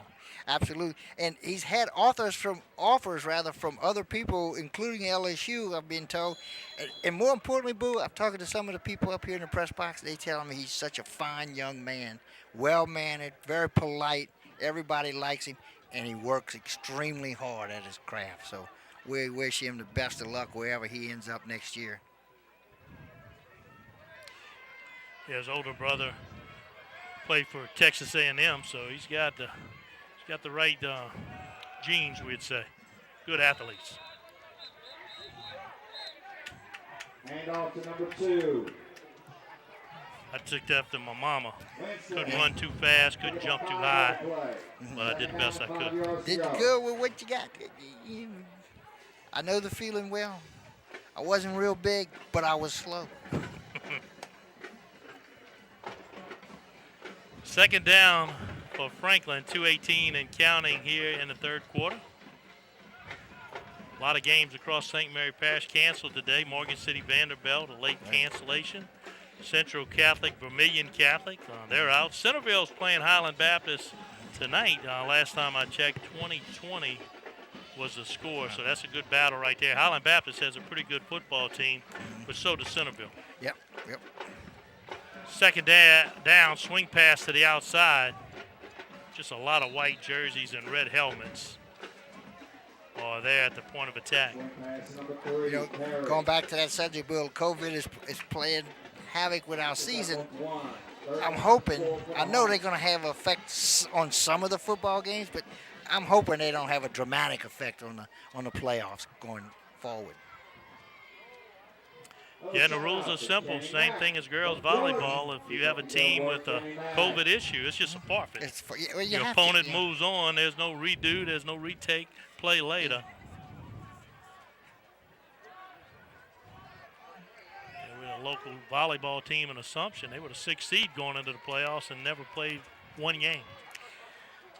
That's what COVID can do for you. Third down and short. Another shot to the outside. Looking for Gray. Make an adjustment and makes the catch.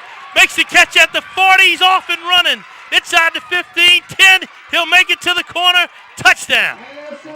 And there is a flag, but I believe that's going to be defensive PI, defensive pass interference.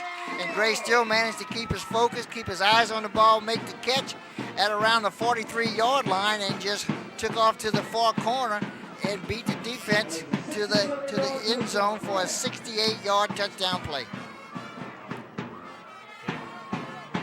Gray starting to cramp up. You'll look at it right there. Extreme pressure on Perry. He's able to get the ball off. Gray makes the adjustment, and he's one of the faster guys on the field. And a nose for the end zone. He finds it. And there's no quit in the Franklin Hornets here tonight. Gray, who's been running long fly routes all night long, sits on the sideline, tries to work the cramps out of his legs. Looks like it's his calves that's cramping up on him. But that's something you can generally work out. It's very warm and humid tonight, even though it's November the 20th.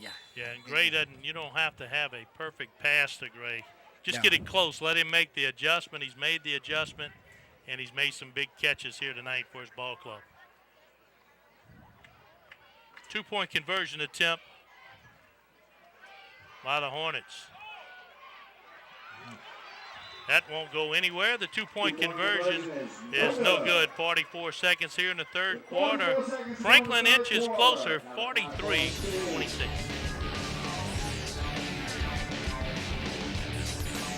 You're watching the TV22 and A.J. Doman Automotive Family Game of the Week. Game of the Week is brought to you by A.J. Doman Chrysler Dodge Jeep Ram, A.J. Doman Chevrolet Cadillac, Coastline Wealth Group, G&J Curbside. Core Physical Therapy and Sports Performance. Vita Paint. Shaw Bills. Taco Bell. And Allen's Communications.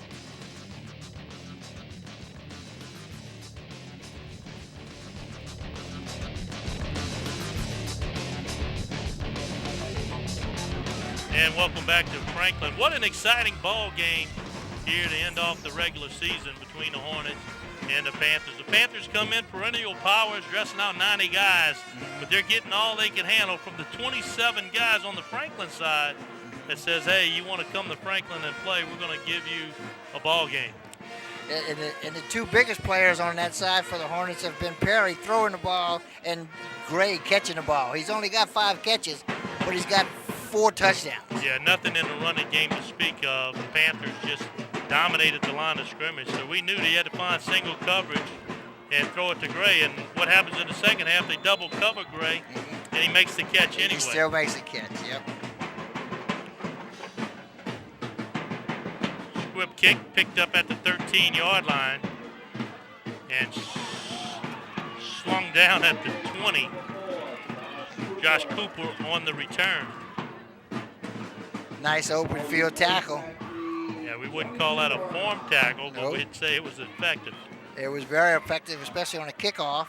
You're keeping them at the 20-yard line. Balls on the 23. First and 10, Panthers. Hornets need a big turnover. They need something. They can't just trade touchdowns. When you're down 2 touchdowns, you can't trade touchdowns. You got to get some stops. Turnovers would be really sweet, especially on the Panthers side of the field. Every time the Panthers get in a bind, they go back to KK Reno. He's under center. They'll go in around the Boutte. Goes from his kicker duties to running duties, and he'll have 5. And that'll probably take us to the end of the third quarter as Boutte ends up with about a 6, maybe a 7-yard gain, bringing up second down. Clock has 15 seconds before the end of the third quarter, and it looks like the Panthers are just going to put this one away for the third quarter, and we'll switch ends of the field. It's a back and forth kind of ball game. Franklin scores once. The Panthers have scored twice, and that's why it's 42-26. We'll be back for the fourth quarter here on the A.J. Doman Automotive Family High School Football Game of the Week. You're watching the TV22 and A.J. Doman Automotive Family Game of the Week.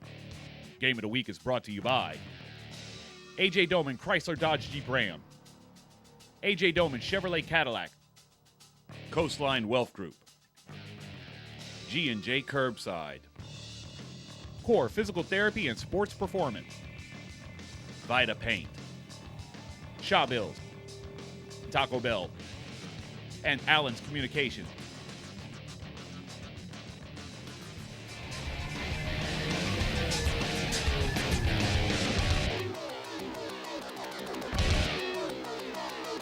They only won 2 games. Yeah, we're going with the correct score, 43-26. Scoreboard has 42-26. We call that inaccurate. Official score is 43-26. Booker's having alongside Aaron Artigo, and Aaron has been a whale of a ball game. Yeah, it's been an entertaining ball game, although the Panthers have pretty much controlled it to this point. Yeah, need a big turnover to turn this around. So far, we had some turnovers, but it was Franklin turning the ball over, Right. and that's why we have the spread in the score. But Reno has made the difference for the Panthers. He's under center here, 2nd down and 4. They'll go to Lee on the outside. Lee trying to run through and around tacklers, and that may draw a flag on the outside. So we'll have the first down, and they'll get 15 more. Got the first down plus a little bonus on the end. Lee on the end around, finds some room out there. Only needed 3 yards for his first down. Picked up about 5 or 6, but there's going to be a flag that's going to add probably 15 yards to the play.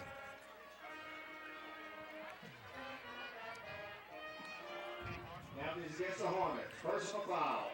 Yeah, 15. What matters right now First and 10 for is every time the Panthers could move the chains, they got an opportunity to run 3 more plays, Right. eat up 40 seconds of play, at the 50-yard line. get the sticks moved again, do the same thing, start to work on the clock, You know, right now you're thinking, let's get out of here. Take the victory. Try not to get anybody hurt. Yep. And get ready for the playoffs. Yeah, and protect that home field for next weekend. And more importantly, nobody get injured.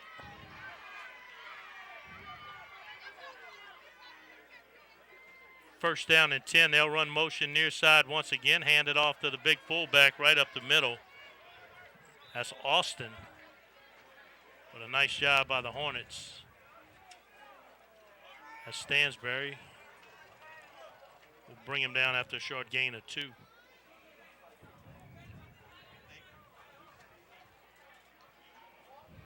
Franklin's not a team I'd want to tangle with in the playoffs. Got some explosive players on the outside, got capable quarterbacks, and they got just enough on defense to cause some havoc.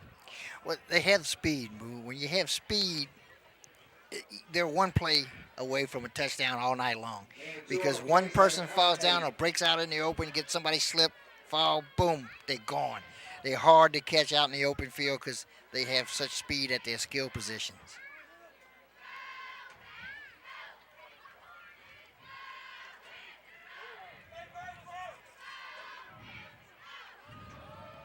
Leapre's in your slot. They'll go end around near side to Regard.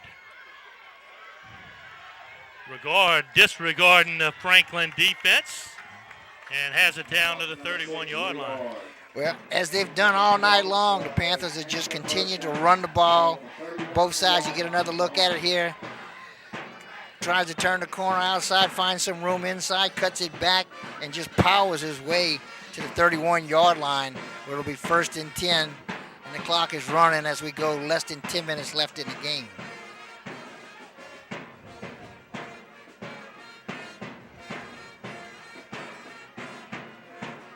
Stansberry moves to the middle linebacker. They'll let him chase the football all over the field. Reno takes his time, play clock under 10. They'll send Lepre in motion far side. They'll sweep to him, trying to get outside containment. And a nice job of turning them back in. And they'll stop him short of first down yardage. It'll pick up 6 yards on the end around, but it'll bring up 2nd down and about 4. Got to appreciate this Franklin Ball Club playing both ways. Really didn't have a halftime to sit down. They stood up the whole time, getting recognized as seniors.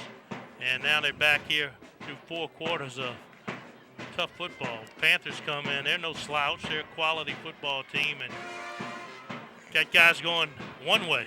You got guys going 2 ways. And trying to make a play. Okay, got some motion there. Some people move. Let's see who moved first. Nope, it's going to go against the Hornets, and that will give the Panthers a 1st down. Spot the ball close to the 20, maybe inside the 20. And this will spot the ball at the 19, which is inside the core physical therapy red zone.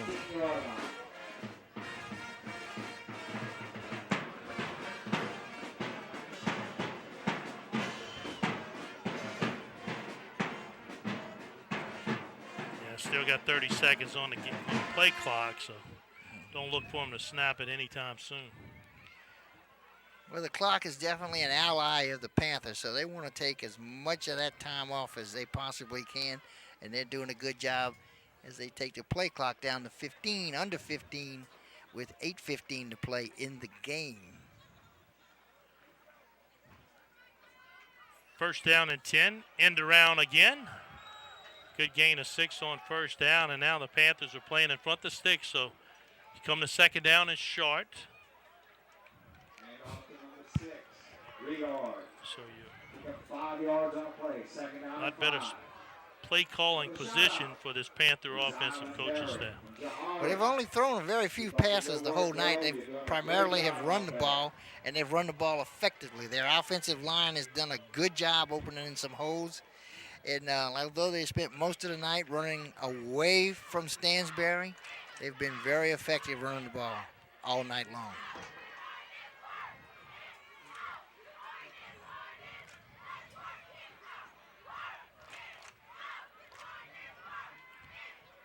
Regard in motion. They'll hand it up the middle to Austin.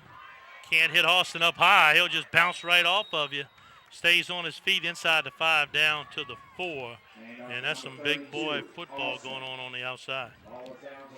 Well, Boo, I think we talked about it quite a bit tonight about the lack of numbers.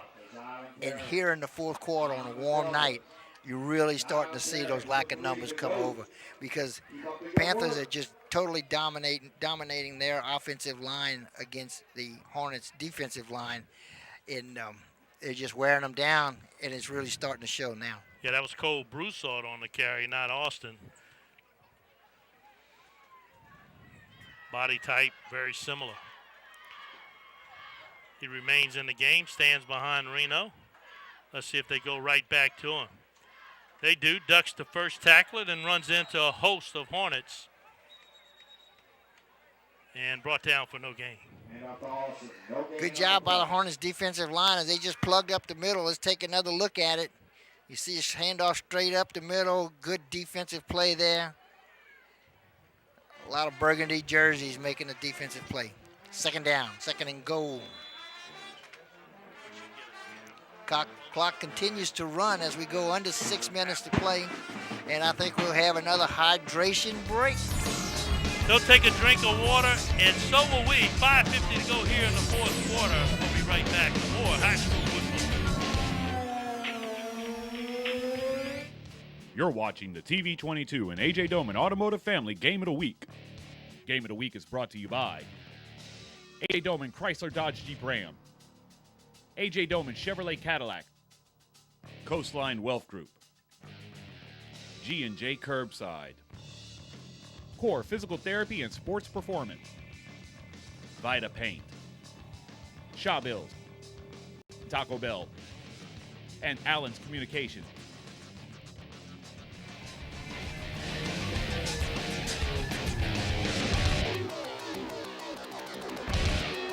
And welcome back to Franklin. There you see the Franklin band on their feet, doing a fine job here tonight, getting this crowd fired up. Watched an entertaining football game, not necessarily a game that Franklin has ever led on the scoreboard, but they've given the Panthers all they needed here tonight. Big play after big play has kept Franklin hanging around, but now Catholic High knocking on the door to put more points on the board. Play clock inside 5 seconds. And the play clock's at 0, so I can't believe a flag wasn't flown. They'll stop it for no gain, but that was definitely a delay of game penalty should have been thrown. Someone couldn't pick up the number. Somebody shot the gap in the middle, hit the ball carrier in the backfield. Good defensive play. Lost a few yards.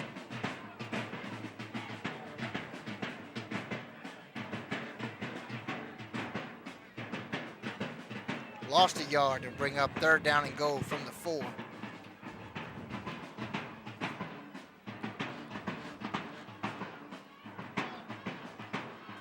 Third down, Franklin crowds the line of scrimmage. They'll sweep to the outside. That's Broussard once again. This time, too much for the Hornets, and he's in for the score. Ran away from the big guys up the middle, got him on the outside, and just too much Broussard as he plows in the end zone for a touchdown. And plow is the right descriptive word because he just put his head down and bowled his way through the crowd and worked his way into the end zone, gets him a touchdown for the night.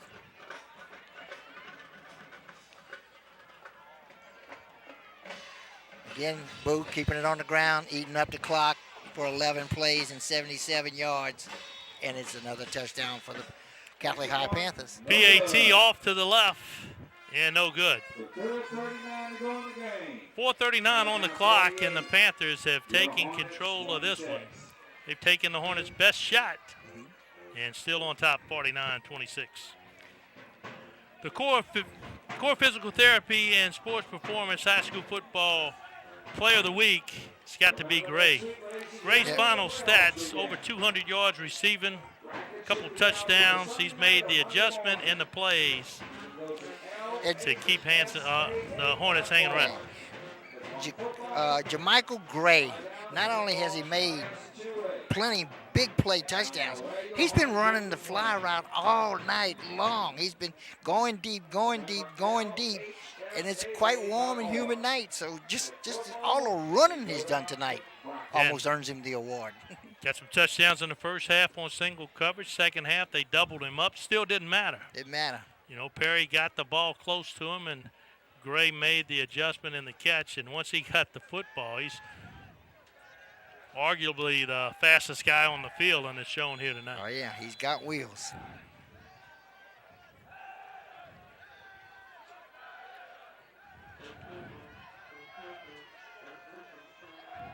Boutte puts a foot into it. This will be returnable. Caught at the 5-yard line by Perry. Perry takes it back up the field. Inside the 30. And chopped down at the 31-yard line. Good job by Perry taking the ball straight up the middle. Finds a little crease. Gets it out across the 30. The Hornets will take over 1st and 10 at their own 32-yard line. 4 minutes, 29 seconds to play.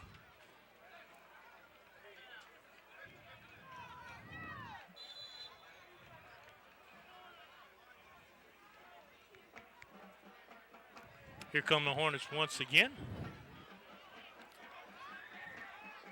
You know, it's tough when you can't depend on a running game, and got the Panthers, they're going to start pinning their ears back. And there's a flag. Flag comes out. Okay, you got too many people on the field. They still got 12. One has to come off. And now he does. No matter what the score is, you still can only play with 11.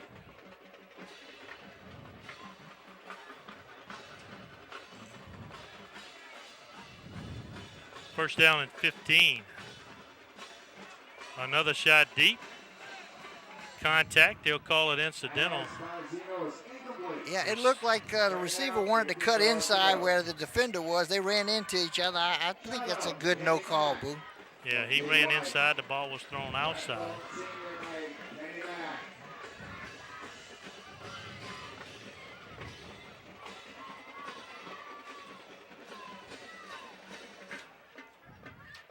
Second down, 15 yards.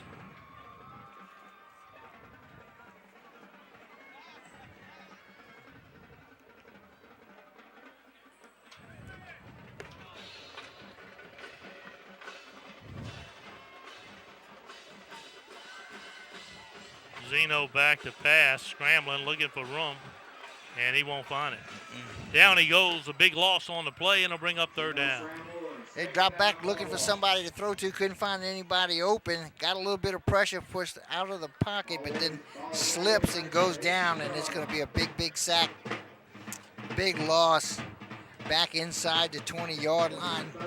It'll bring up third down and about 23 for the first down. Yeah, you look at the Panthers secondary, they're kind of playing off now, so they're 10 yards off the line of scrimmage, so that receiver has to sprint to get even with the defensive back and then try to burst past him. Right. There's just not enough time to throw the football with that type of development. They'll have to throw some underneath routes.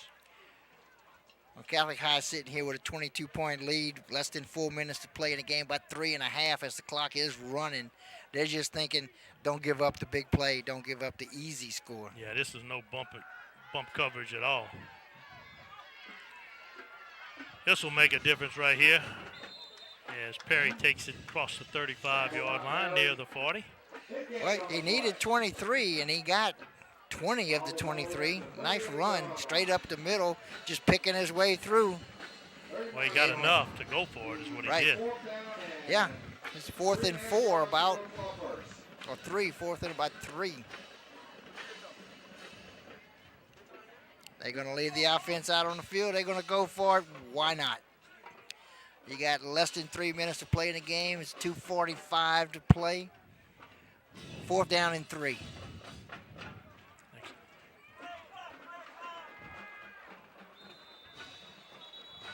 Timeout, Franklin.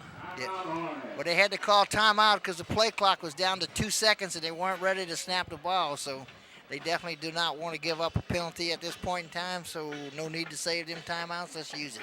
Yeah, you look across the parish and who has potential to make the playoffs. You're looking at one team right here in Franklin, you know, Centerville.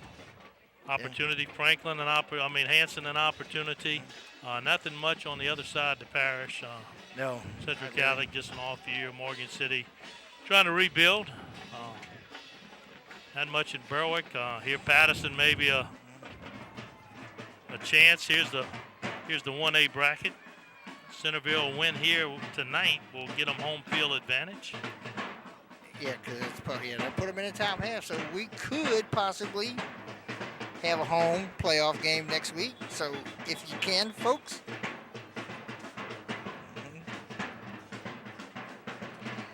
Yeah, and you get a good look here. You can see Hanson coming in, seated 16.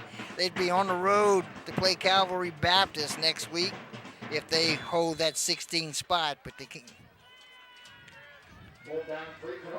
Yeah, Patterson's gift if they get into the playoffs is a 32nd seed, and they would go down to Jennings, which may very well be the best team in the state, all divisions.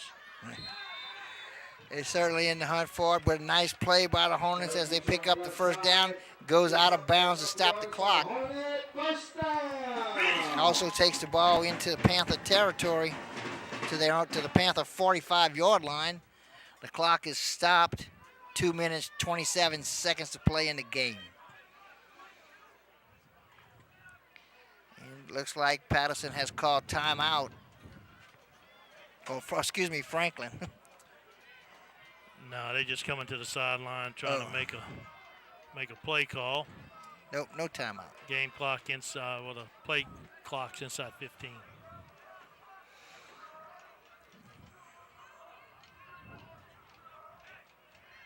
First down and 10. Zeno back to pass. Here comes the pressure. They'll flush him out. Puts the ball on the ground near the sideline. Is able to be kicked out of bounds. He's running to the sideline with the ball in one hand. It gets slapped out of his hands. Fortunately for him, it goes out of bounds. So the Hornets will maintain possession after a 7-yard gain. Second down. Actually, it'll be an 8-yard gain. 2nd and 2. Keep eating. You know we're going up after this tonight. COVID restrictions in display here tonight. Walking into the stadium, making sure you have your mask on in the stadium. Trying to keep your social distance between families. Also wear your mask. So all the requirements here for high school football, trying to keep the folks safe and keep the season going, more importantly. Some people moved on the defensive side. Don't know if they jumped into the neutral zone or not. They did cause an offensive lineman to move. Looked like the left guard jumped a little bit. Let's see, it's going to go, looks like it's going to go against Catholic High. Yes, it will. So evidently he did get into the neutral zone, enough to pick up the first down.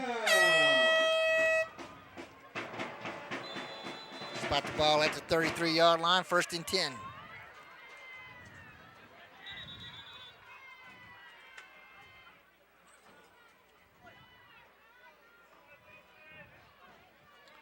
Officials trying to get it sorted out. And he blows the whistle for play. Boy, they're in the backfield faster than the ball. And a flag comes out after the play. Look, as the quarterback keep it to the left side, but the defense had it snuffed out. There was nowhere for him to go. He's going to lose a couple, but there is a flag that came out after the play was over. Personal foul is going to go against the Hornets. It'll back them up 15. So they lose a couple on the play and then drop another 15 on the penalty. That'll take them back to the 50-yard line. Yeah, with 2 minutes to go, this game, for all intents and purposes, is over. Right. So now it's just a matter, hey, both teams are going to qualify for the playoffs. So let's figure out how to get the rest of this time off the clock and get ready for the postseason. Right, and nobody get hurt. 2nd down and 28 from the 50.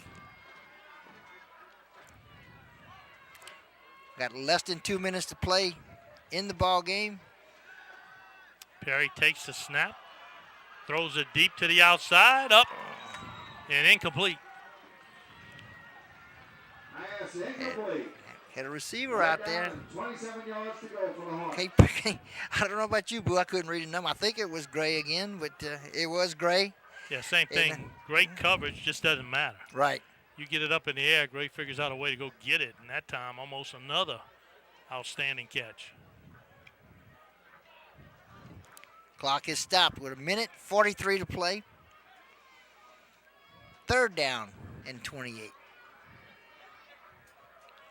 Opportunity to thank Bill McCarty, head statistician here for KWBJ for the last 22 and a half years. Enjoyed his birthday. Yeah, he started doing this when he's 13. He's still in high school.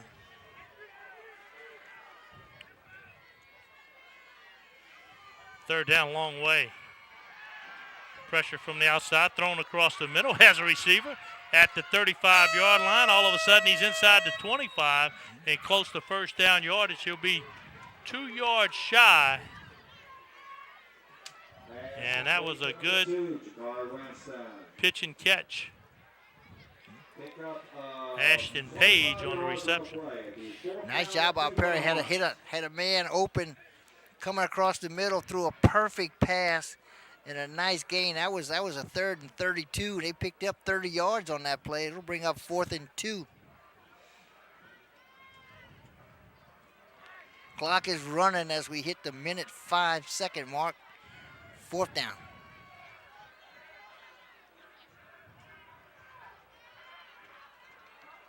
Good snap. Here comes the pressure. They'll flush him out. Athletics right there inside the 5. Running through tacklers. Touchdown, Hornets. Nice job by Perry right there. Nice spin move in the middle of the run. Gets out in the open, finds a hole, and just turns on the jets and shoots to the end zone for the touchdown. Yeah, defense was there to make the stop, but just too much Perry right there. Cut back, turns on the burst of speed, gives them a little mustard at the end, and a touchdown for Franklin. You know, Boo, we had a good bit of discussion about who should win this player of the game, Perry or Gray, and we went back and forth. We went with Gray, but Perry's had him a pretty good night tonight also. Absolutely.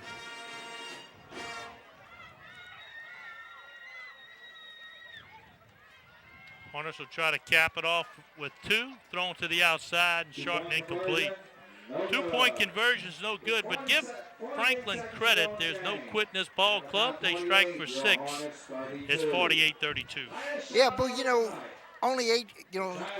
Mike Malik from Easy. BLS won't fly the ball. I keep getting thrown off by the scoreboard. Yeah. Still showing 48-32. They're a point off. You know, if I'm a Franklin Hornet, I like that. Yeah. A little closer score than 49. Yeah, there you go. There you see the scoreboard, but that's not the correct score.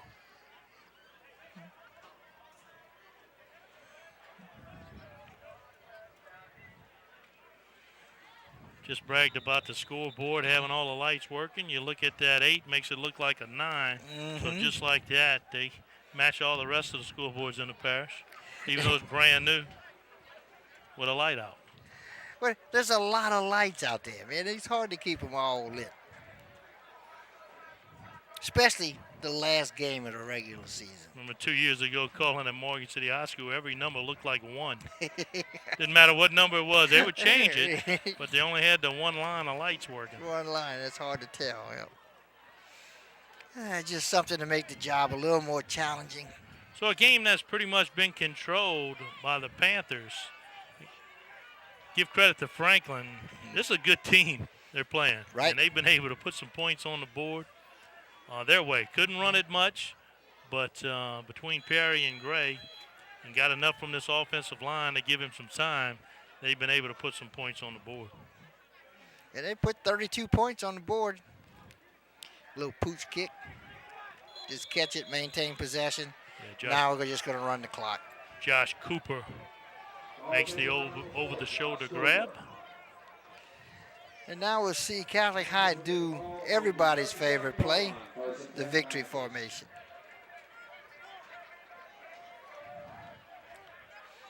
Take a look at the Franklin sideline. As for the seniors, this is the last football game they'll play on this field.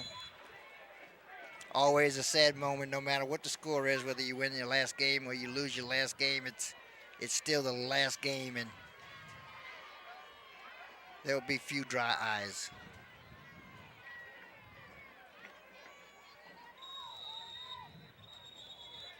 A little confusion on the Panthers sideline, so they'll call a timeout. Not sure if they got the right amount of men on the field.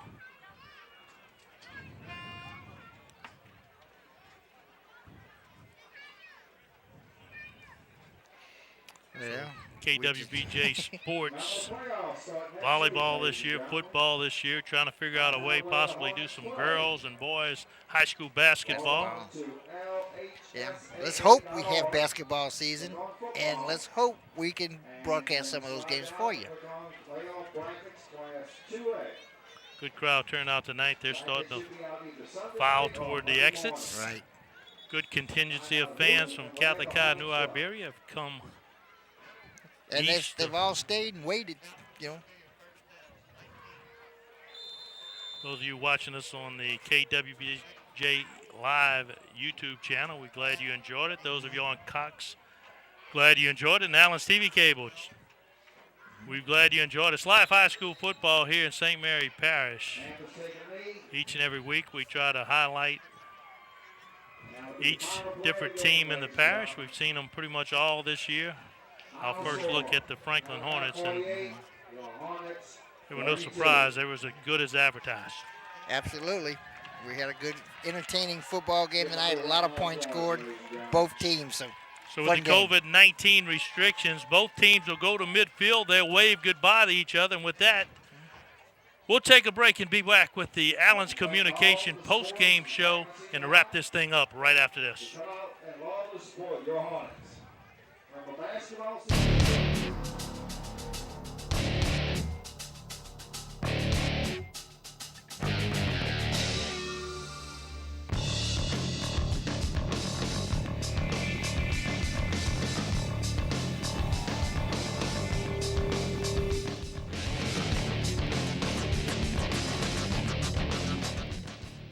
You're watching the TV22 and AJ Doman Automotive Family Game of the Week. Game of the Week is brought to you by AJ Doman Chrysler Dodge Jeep Ram, AJ Doman Chevrolet Cadillac, Coastline Wealth Group, G&J Curbside, Core Physical Therapy and Sports Performance, Vita Paint, Shaw Bills, Taco Bell, and Allen's Communications.